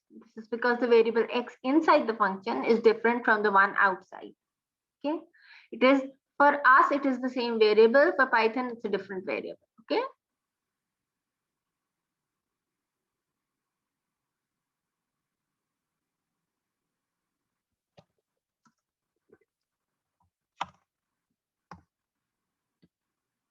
So yes, although they have the same names, there are two different variables with different scopes for Python. Okay. Again, it is not advised that you keep the same names for variables even when you're working with local and global scopes, because it can get confusing at times for us, not for Python, but for us, it can get confusing at times. Now, moving on to the global scope. So you have an idea of what global means, but just to define it further. So variables outside of the function are visible from the inside. So when you've defined a global variable, it would be the same. You can access it inside the function as well, and you can access it outside of the function as well. So when it was a local variable, it would be inside the function only and not outside. When it's a global scope, a global variable, you can access it both inside and outside. And you can read the values from inside the function, but you cannot change or write to them.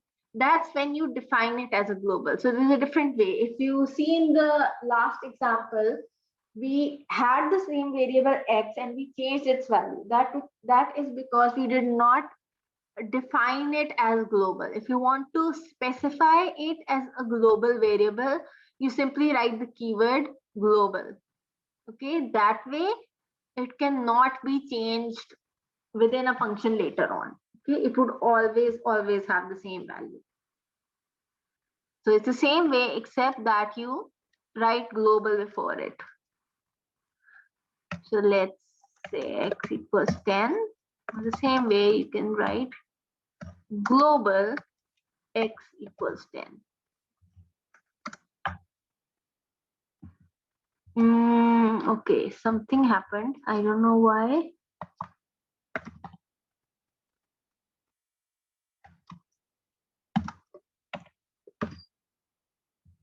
No. Okay, maybe there's a difference in syntax. Let me check.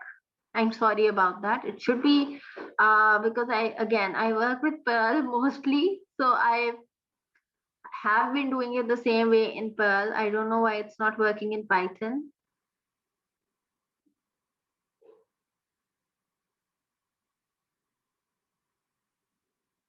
Ma'am, you're writing too fast. What should I write? Give me a second, please.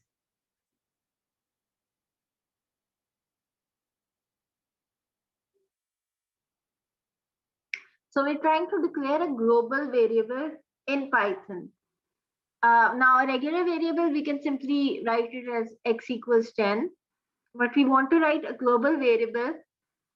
It should have simply been, we should simply be able to write it with the word global.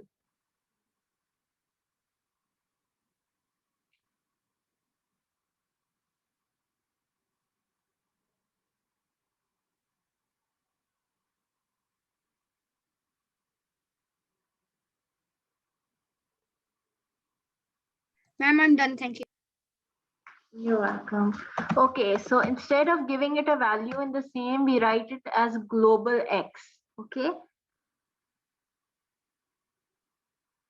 So essentially what we've done is, first we've declared a variable. Let's do this for another one. Let's say ABC, and we've given it the value 100. And then we tell Python that we want it to be a global variable. So now it's going to be global ABC. And it's going to have a value that you cannot change within a function. Or even if you change it for a time being, it's going to go back to the old value in Python. Okay. So every time you access ABC, it's going to have the same value 100 throughout your program. Okay, then there's some function parameters in Python. Okay. So the same way that we noticed that we can give an argument to a function, or we can write them without arguments. They can have return values, or they may not have return values. So there are some parameters that work with functions in Python. They don't necessarily have to be there, but you can put them in there if you like. So there are some default arguments. So some default values which you may change or not change if you want to. Then there are some keyword arguments, and then there are some arbitrary arguments. We'll be looking at all three of these. So a default argument is essentially a default value for an argument. Okay. Now a very good example of this is, again, this whole green part here is just a comment. So essentially, your code is this def greet part here, the print, and then calling the function here. So what this function is doing, the function has the name greet, and it has two parameters. It has a parameter name, and then the message equals good morning. So this function greets the person with the provided message, which means that if you give it a message like here, greet Bruce, how do you do? It's going to print, hello Bruce, how do you do? Okay. But in case you don't give it the second part, then the default would be good morning. So it's going to say, hello Kate, good morning. If you didn't give it a specific message in the arguments, it's going to go back to the default message. The default message in this case is good morning. Now there can be any number of arguments in a function that can be default, or that can have a default value. Okay, so in this case, it's just one. The name, you give it, you have to give it every time. but the message is default. If you don't give a message, it's going to say good morning. If you give a message, it's going to replace that. Okay. Excuse me, Roop. Yeah. May I ask, why do we need use this plus sign with name and plus message? You can write it without the plus as well. Again, because I took these from online tutorials. So these are from an older version of Python. In the older versions, you had to write the plus sign to tell it that you were combining different parts of or different things to write within the print statement. Okay. But now you can skip the plus as it is, and you can write them. So even if you write hello, name, comma, message, it's going to print it as it is without the plus sign.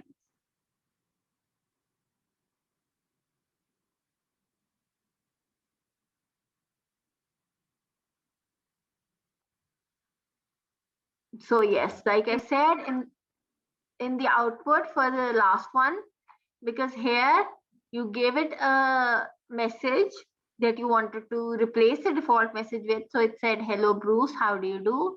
And when you didn't give it a message, it said, hello, Kate, good morning.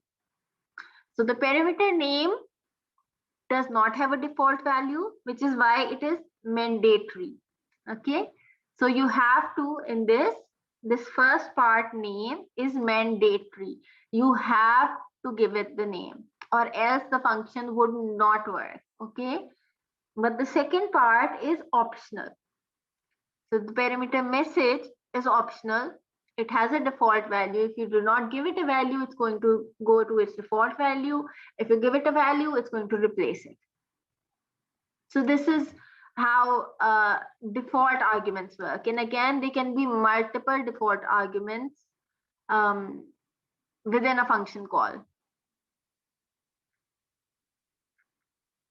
Now, there are some rules that you need to remember when you're writing functions with these arguments, is that it cannot be the other way around. So we defined a function that had a name and then a default message, right? But it cannot be the other way around. You cannot have the default first and the mandatory argument second. Okay, so the non-default ones or the mandatory ones have to come in first, and then the default ones come in. Okay, so this is just a rule that must always be followed, or it's going to give you an error, which showed here as well, a syntax error. Non-default argument follows default argument. So the first one has to be a non-default, and the second one can be a default. Okay.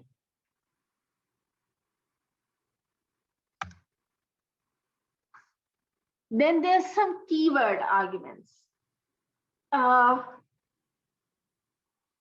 these are, if you remember, we worked with dictionaries, right? And in dictionaries, there were keys and values assigned to them. So this essentially makes use of the same. Okay, so it can have, your function can have two keywords. So in the last one, it just had name, but no argument for it. And then a message and it had an argument for it, or it can have two keys. So a name, a value, and then a message and a value for the message. Okay, it can work this way. It can also work the other way around. Okay, because now these are both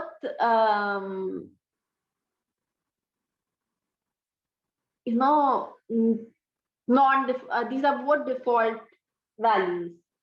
Okay, so when you call the function, you can call them in either way. You can either give the name first or the message first, and it's going to run the function similarly. You can also write it as a positional and a keyword argument.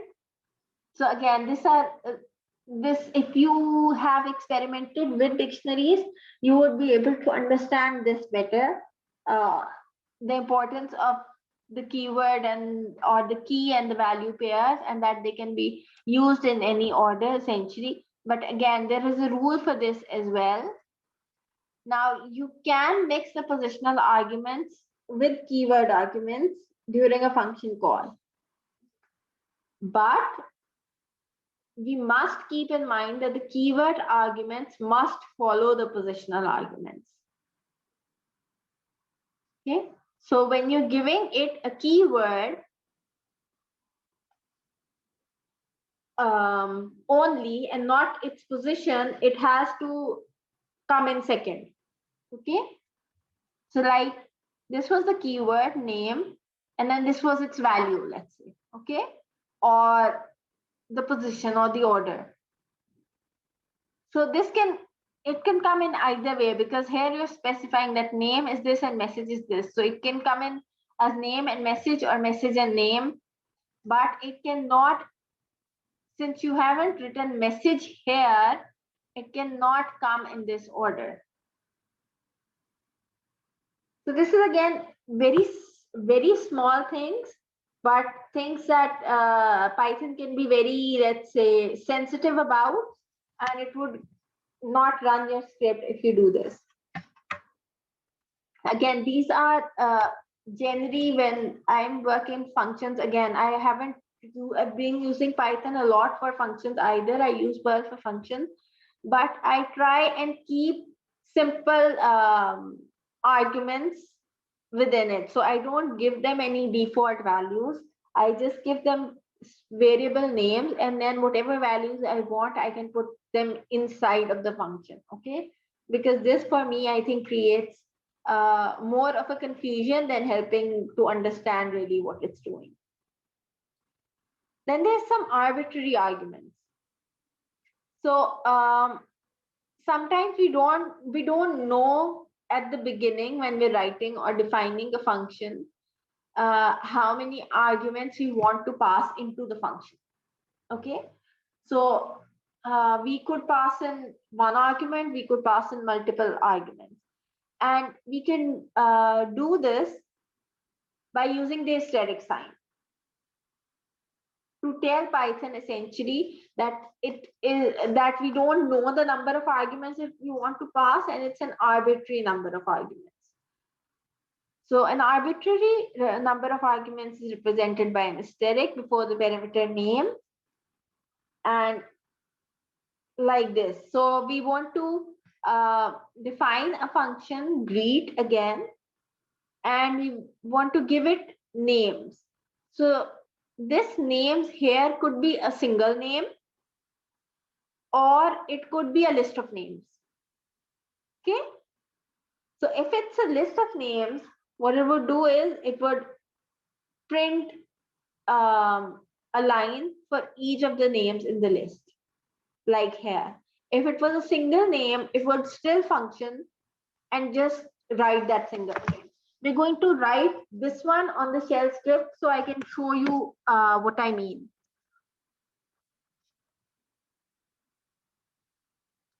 Okay, so let's say we define a function, we give it the same name, greet, or let's say greeting, and we asterisk names, okay, which means that we do not know how many names we're going to give it. It could be one name, it could be 100 names, it could be a whole list of names. We don't know at the moment, okay? And then within that, we run a for loop. So for n in names,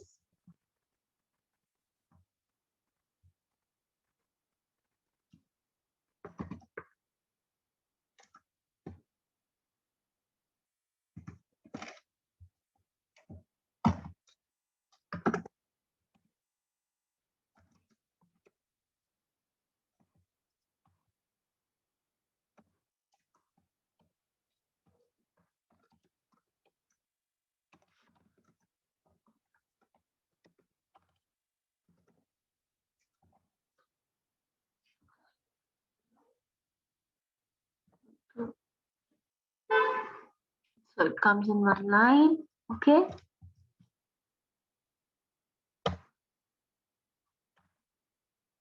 So now we've defined a function by the name greeting. It's going to take in some names as an argument. It could be a single name, it could be multiple names. And then for the whole list of names, it's going to print hello, whatever the name is. And sorry, it should have been N here. How are you feeling today? We'll have to do this again. It should have been an N here.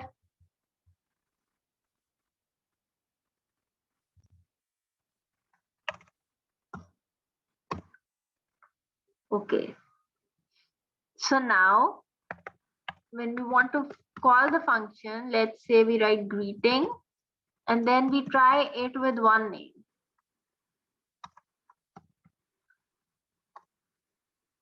So it worked well with one name. It said, hello, Roop, how are you feeling today? Let's say we want to try the same with three names.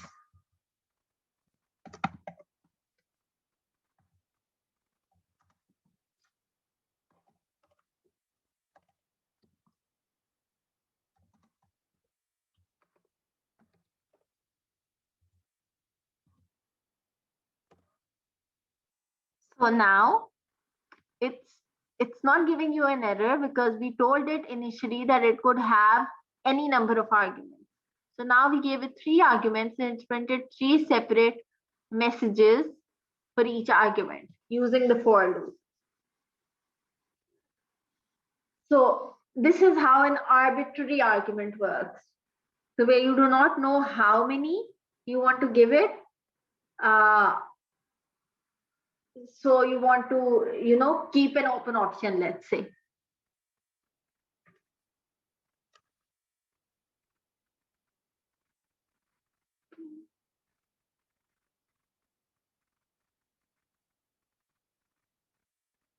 Ma'am, I did not see. I need to write. Okay, I'll bring this shell again. Okay, can you see it now? Yes, thank you. I just need to write. Yeah, sure. What about the others? Do you understand what I'm trying to tell you? With how arguments are defined and how you can give them values, or sorry, with how functions are defined and how you can give them arguments as values.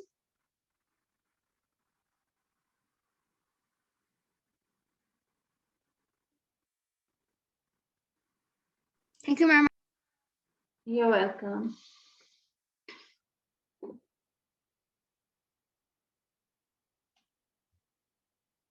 Okay.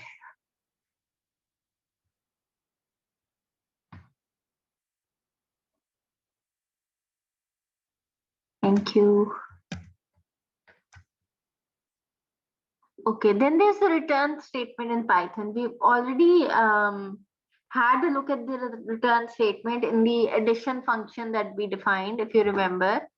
It returned a sum of the numbers that we gave it as an argument. Now, generally, when we write functions in Python, we want them to return something, but it is not, let's say it's not a hard and fast rule. So your function can or cannot return a value. It's completely your choice. So it can take in arguments, if any, if it wants to. It can perform some operation and it can return a value. And the value that it returns is generally known as the function's return value. And for that, you use the return keyword, which we did in the case of the addition function, where we wrote return a plus b or return x plus y in our case. Okay. And if the return statement does not have a value, it's going to return none. So that's kind of a default return value. So if there is nothing in the return value, it's simply going to return none. And any statements after the return statement are not executed, because again, the return statement is kind of like a break or kind of like an exit. So when you're telling the function to return a value, you're essentially telling the function that you're done with whatever you were trying to do, and now you want to go out of the function. So it is kind of like a break statement. Obviously, it doesn't work exactly like a break statement, but for a return statement as well, once you've written return, it's not going to execute, or it's not going to read through the remaining lines within that function or statements within that function. Okay. Also note that return statements cannot be used outside of the function. So like I compared it to a break statement. A break statement can be used anywhere in your script. Generally, it's used in loops, but essentially it can be used anywhere to break your code. Okay, but a return statement only works with functions. So if there is no function in your script, you cannot have a return statement in your script, because this is a function that's paired up with defining functions. So if you're defining a function, you would have a return statement, or you can have a return statement for it. But if there is no function, there's going to be no return statement. So this is important. And you can have any object or any data type is essentially as a return statement. So it could be a simple number, it could be a string, it could be a list or a dictionary, it could be anything. So when you're returning a value from a function, the return value does not have to be specifically a number or a string or an alphabet or anything. It can really be anything. It can be any of the data types. So it can return strings, lists, tuples, dictionaries. It can even return functions, classes, instances, and anything really. So we haven't studied classes and modules yet, but essentially, yes, a return function can return anything.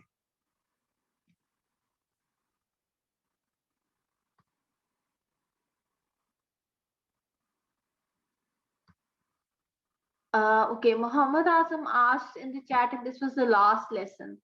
I believe Osana has already talked to you people about this being the second last lesson, because if you notice, we're going through what we were supposed to do in week 4. So I'll try and finish this today, but we would still need another session to be able to do, the last bit. But again, it's if you have a problem with attending the last class, we would still be leaving the slides online, so you can have a look at those, and we would be there to answer your questions. And you can let Mohsina know, so we can either try and reschedule it, maybe if all of you are having trouble with attending, or we can find another way to do it. Okay.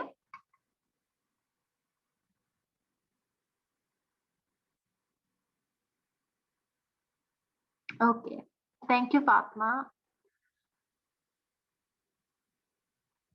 Okay, so moving on.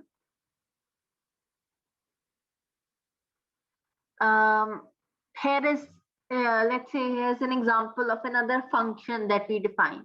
So we want to define a function that by the name of get even.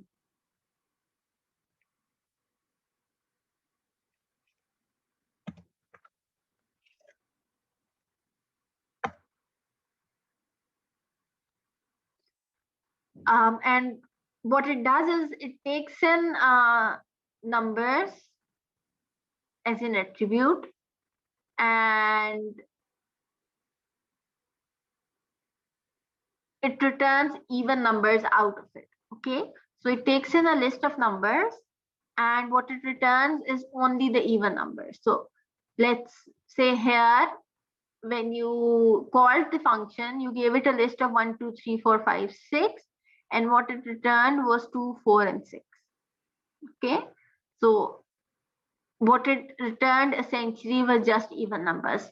Now this is again a very short function, and essentially what it did was it went through the whole, so num for num in numbers. So it's gone through that list of numbers, and if it's checked num, the percentage sign, and 2, which was, I guess this was called modulus. Yes. So what it means is that if you divide the number by 2, do you get a value or not? Okay. So this is just a complicated way of writing it. You could have simply written an if here as well. So an if inside of a for loop or anything really. So what is essentially doing is checking that if you divide the number by 2, do you get a remainder or not? If you do not get a remainder, you save that to even numbers and you return that list. So it's created a new list and it's returned that. Okay, the same way if you need to say calculate the mean of a sample of numeric values. So if you studied mean, you would know that mean essentially means the average. Okay, so what you do is you add together all the numbers and divide them by the total number. Okay, so again, define a function by the name mean, give it a sample as an argument, and what you do is you return the sum of the sample divided by length. Now the sum and the length are built-in functions. So within your function, you can also use the built-in functions with Python. So there's a built-in function sum, which when you give it 5, 10, 15, how many number of arguments, it's up to you. It's going to give you a sum of those arguments. And length is going to basically tell you how many arguments there were or how many items there were in that list essentially. So the mean of this would be 1 plus 2 plus 3 plus 4 divided by 4, which would give you 2.5. Okay, so these are examples, and you would find many examples like these out there if you just Google the terms Python functions. Of little functions that you can write. You can also, if there is a built-in function and you don't like how it works, you can also replicate that function and write one of your own. Or you can use that and change it around a bit so that, like in this mean function, you actually use 2 of the built-in functions and combine them to find the mean. So there's multiple ways in which you can define functions and use them. And the syntax for calling a function remains the same. It's the name of the function and then the arguments you want to give it to it. So let's have a look at another example. And I think, yeah, we're almost towards the end of it. So let's say we have these 3 lists. Okay, so this is a nested list or a list of lists essentially. So we did study about nested lists, and you could make nested tuples and dictionaries and all of those. So this is a list of lists. The first part in the list is this one. Now, if you notice, it has integers and it also has floats.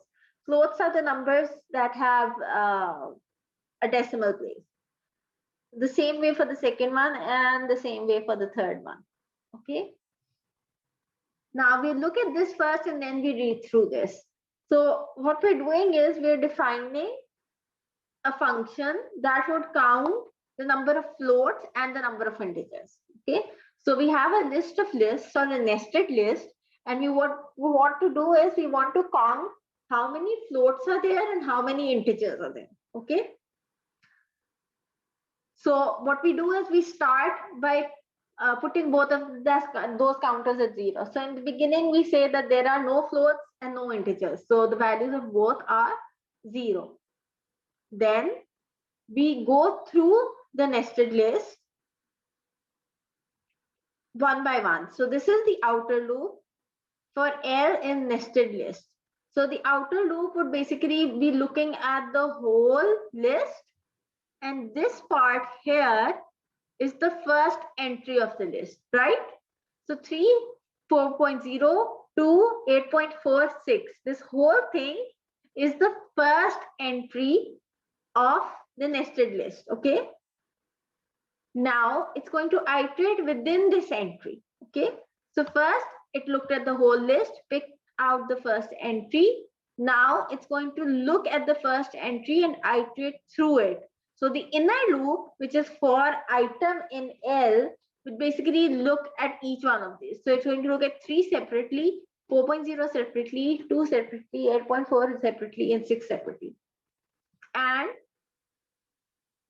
then what it does is, if is instance. Now this is again an inbuilt function. There are multiple functions to check if a number is an integer or a float.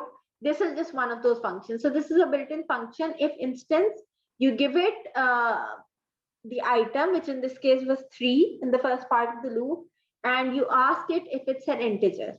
Okay, if it is, it's going to add a count to the integer. Else, if it's a float, it's going to add a count to the float. So for the first one, it was an integer, so it would add here, int count would be 1. This would be skipped, and then it would go back into the for loop, the outer one. No, I'm sorry, the inner one again. Okay, so what happens is, it picked out here, it picked out the first bit. Now in the first bit, it first went through 3, which was an integer, so it added 1 here. Then it looked at 4.0, this is a float. Then it looked at 2, that is an integer. Then it looked at 8.4, it's a float. Then it looked at 6, it's an integer. And then this list has ended. So this first part has ended. So now it's going to go into the outer for loop again and pick out the second bit, which is 0, 2, 0.2, 4, and 6. And then for each of those, it's going to check again and then go to the third part of the list. And it's going to keep doing that till it's gone through the whole list. Now, since the main list has 3 parts, it's going to go through this for loop 3 times. And after that, at the end, when it's done it for all 3 times, it's going to return the float count and the integer count. Okay. And in this case, it's the output says float count is 5 and integer count is 10. Now this here, you can ignore this for now, because this isn't, we will be going through this in the next lesson. This is just, let's say, a way to recheck whatever we're giving as arguments in our functions. But this here necessarily is not important for you now. What is important is that you learn how to define a function and then you learn how to call the function. So here you have a nested list and you've called the function float and int count, which is the name of the function. You've given it the parameter nested list. And since you know that it's going to return 2 values, you're saving the values here. Okay. So float underscore n is going to save the value of float count, and int underscore n is going to save the value of the int count. And then at the end, you wanted to print how many floats you have and how many integers you have. Okay. So we're going to read through this as well. The outer loop accesses the first inner list in the nested list. The inner loop accesses each item in this first inner list and checks if it is a float or integer. Increments the integer or float accordingly. Then when it's finished iterating through this first inner list, it moves back to the outer loop and accesses the second main list. And the process continues to this, has accessed all inner and outer lists. Okay. So any questions about this? Again, like I said, ignore this part. We will be looking at this in more detail in the next lesson, but the rest, do you understand the rest of it?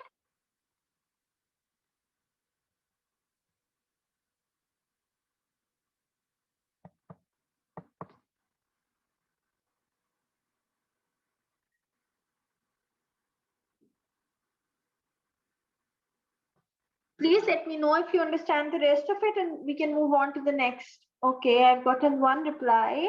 That's good.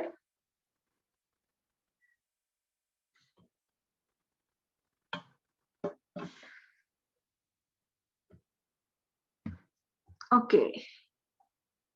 So the next is recursion in Python, which is essentially the same as looping and all of that stuff. So these are all connected.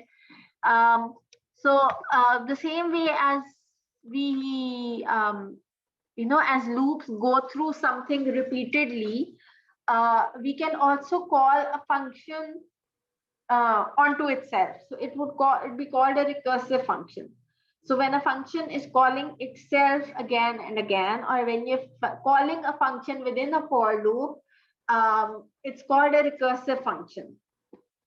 And by default, a Python does not want you to, get into this infinite list of recursions. So by default, the maximum depth of a recursion is 1000. So you can call a function onto itself 1000 times, and after that, Python is going to put a stop to it. But there are ways to go about it as well. But essentially, again, the same way that you call loops to do something over and over again in an iterative manner, you can repeatedly call a function onto itself. And these are called recursive functions. So here's an example of a recursive function. Okay. So I'm sorry, I keep going on to maths concepts, but they are sometimes the easiest way to really, explain what is going on here. So if you remember factorials, we did those as kids, and I remember that I hated doing them because it was just too much multiplication going on. So if you wanted a factorial of a number, for example, of the factorial of 6 would be 1 times 2 times 3 times 4 times 5 times 6, or in the other way, essentially. So you start with that number and go on multiplying it till you reach 1. So 6 times 3, 5 times 4 times 3 times 2 times 1. And that is essentially the factorial. Now, you can find the factorial of a number using a recursive function, because it's going to be a pain to write this each time, right? So what you can do is you can define a function factorial, and you give it a condition that if x equals 1, which was the argument that you were giving in there, return 1. So it's going to return the value of 1. Okay. So at any point, if x is equal to 1, it's going to return 1. Else, if x is not equal to if x is not equal to 1, return x into factorial again, x minus 1. Okay. So it's essentially calling the function into itself. So what this would do here is x into, let's say x was 10 here. So 10 into factorial of 9. Then it would do into factorial of 8, into factorial of 7, into factorial of 6, and it would keep doing that till it reached 1. Okay.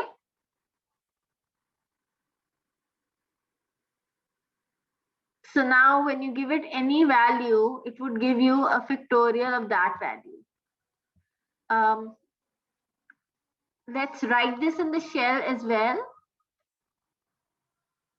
And try finding factorials for a few numbers. So, or actually, let's write it in a script.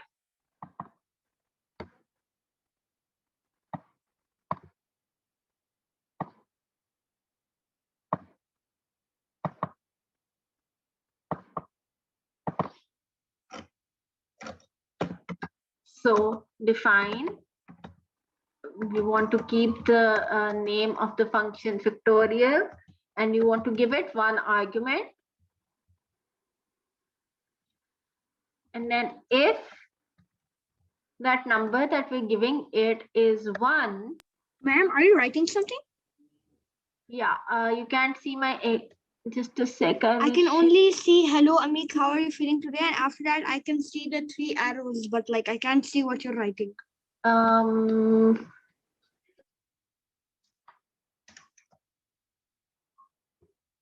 you show it again?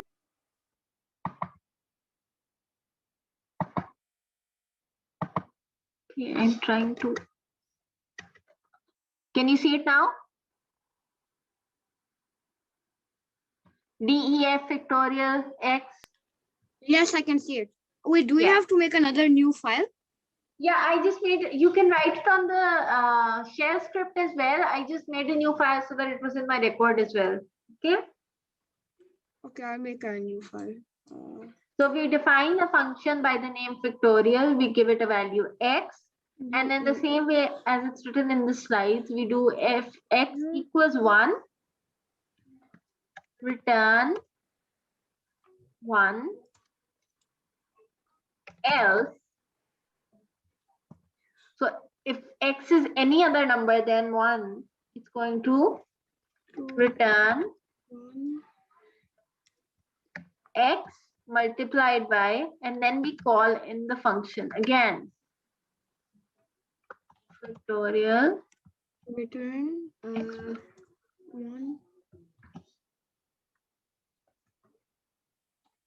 else.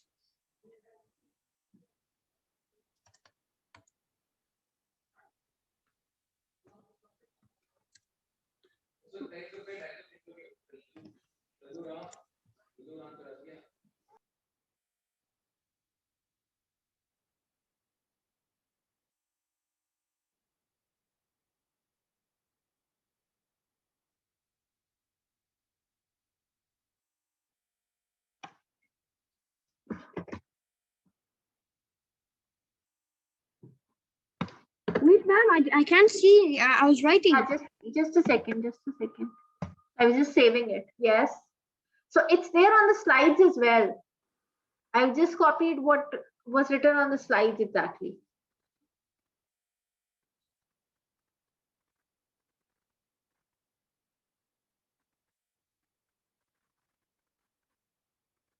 Okay, so I've only defined the function here. I haven't given it a value. We'll try and give it the value in the shell and see if that works, okay?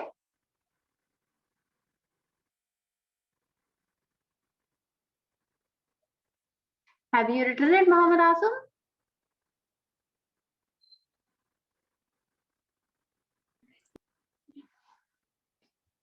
Okay, so now when we run it, if you notice, because I didn't give it any value, it's run it and it knows what the function factorial is, okay? So now we can, give it a value. So let's say we want to find the factorial of 5, which is 120, okay?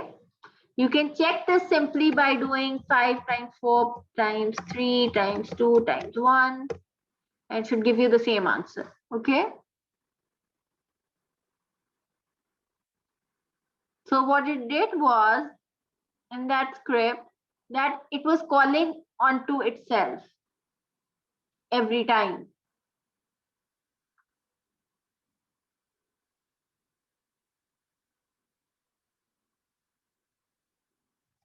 Okay, again, there would be multiple ways of Ma'am, I wrote factorial 5 and it gave me an error. Okay, can you share your screen? I'll stop sharing. Can you share your screen, please?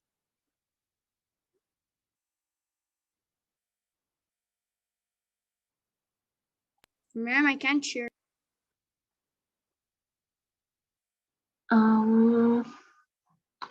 Allow participants to. Okay, now.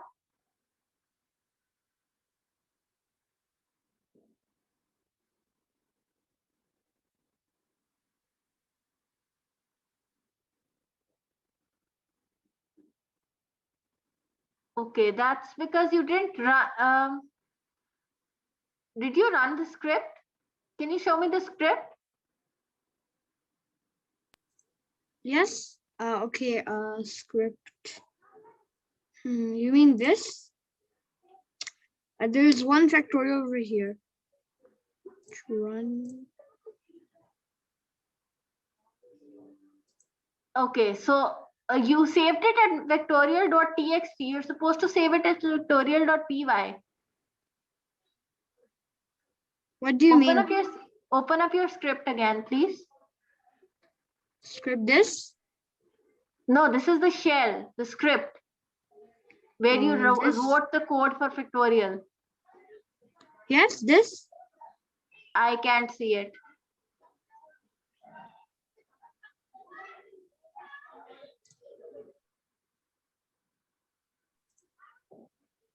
Can you share your whole screen, please, instead of just sharing the shell? Is this good? No, I can still only see the shell.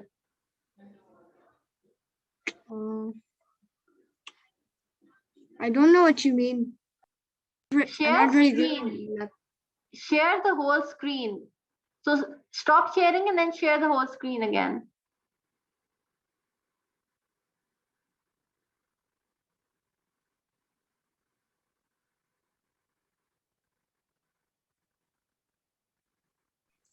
Is it good now? Yes, yes. Here. So if you notice here, when I see at the top, you've saved it as factorial.txt. It should be a .py extension, right? It's a Python script. I don't understand what you mean. It is a Python script, right? So why Yes. did you save it .txt? Python scripts are always saved as .py. Okay, so where should I save it? File, save as, and then write. Should I save it as a Python file? Yeah. No. Say no, and write .py at the end. .py. Okay, you've erased the name. .py. Now save.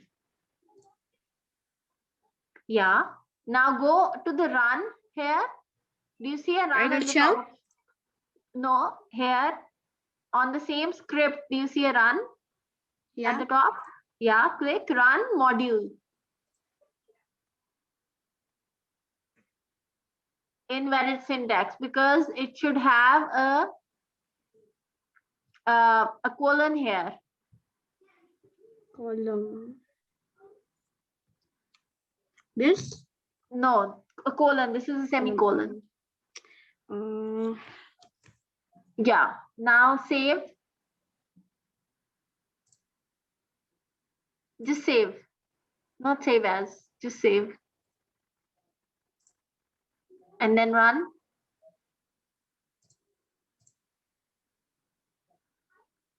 Yes. Open the shell now. Okay. Can you see it? No, because you just shared your script. You did not share the whole. Okay, I'll share the shell. Yeah.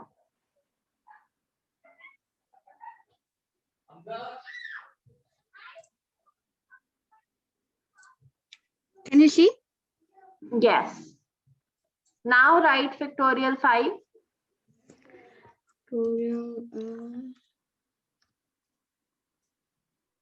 Yeah. Okay, thank you. You're welcome. Because it did not, you did not run the script earlier, and because it was in a .txt format, that is why it could not, it did not know what you were talking about. Okay. Thank okay, you. I'll share my slides again. Yes, so we went through the factorial part. This is again another, let's say, an image of that explains how the factorial part works. So essentially what it did was it kept calling the factorial function within it. Okay, so the first time it returned a 3 times 2. For example, this is for a factorial 3 if you see at the top here. So a 3 times 2, then it returned a 2 times 1 because now 2 was the base condition. Then it returned a 1 times 1, okay, or essentially a 1. So it wouldn't go into this, it would, because n was 1, it returned a 1. So when it returns all of these values, those values automatically get saved into the main return value that you get for the function, for the main function. Okay. And these here are called the base conditions. So every time it returns a value and these new conditions, these are called base conditions. Okay. So there are multiple advantages and disadvantages of using recursive functions or recursions. They do make the code look clean and elegant, but they can be a little difficult to debug because again, it's kind of like every time you're trying to write something in shorthand or in a short form, it is more difficult for others to understand it, and also at times difficult for you to understand it when you're going back to it after a while. So it gets a little hard to debug and understand later on. But yes, in the first look, it does look very elegant and clean. It's a complex, it can be used to break down a complex task into simpler, let's say, subtasks or sub-problems, the same way you did for Factorial. So you're essentially using a simple multiplication and doing it kind of in a loop or an iteration. But again, they can be inefficient, they can be expensive in terms of the kind of memory that they take up, because they're going to give you a lot of return values. And again, when you're working with bigger numbers, when you're working with bigger loops, or when you're iterating over a function multiples of times, you might end up either getting into an infinite loop or running out of memory, and the code kind of breaking down in the middle because of that. So it has its pluses and its, let's say, disadvantages. So for programmers who are just stepping into the world of programming, it's not really advised to, write recursive functions. You can move on to them later on when you've had good practice with all the basics.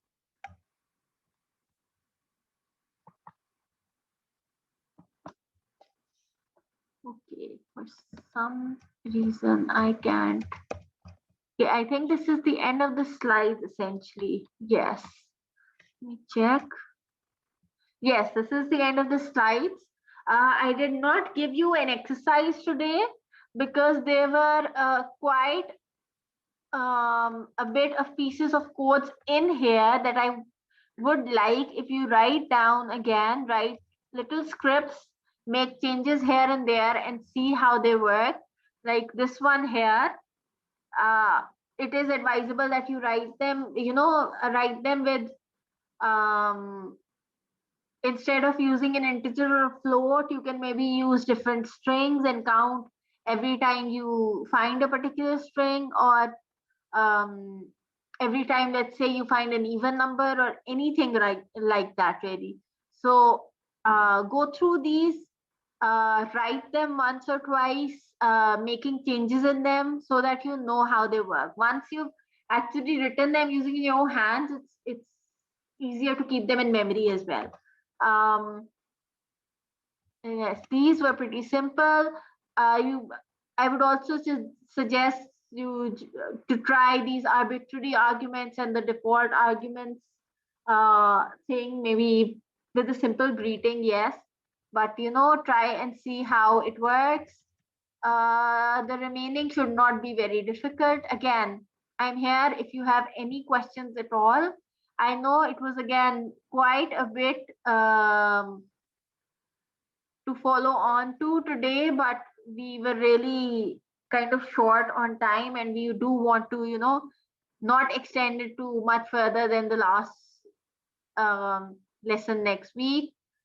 So let me minimize these and try and open up the chat, because I can see that you're writing something in the chat, but I can't see it. Okay, Muhammad Azam is saying, may I leave? Okay, yes, you are free to leave. Again, if you have any questions, drop me a message, let me know. And do try and write those scripts yourself. Make changes to them, see how they work. see if you have a problem with the syntax anywhere. And you're most welcome. And I would definitely be looking forward to seeing most of you in the last session as well. We're going to look at modules and some other interesting things in Python, and then I'll also give you a hands-on exercise in that class to see how much you've, kind of grasped over these 5-6 weeks. Thank you. Allah Hafiz.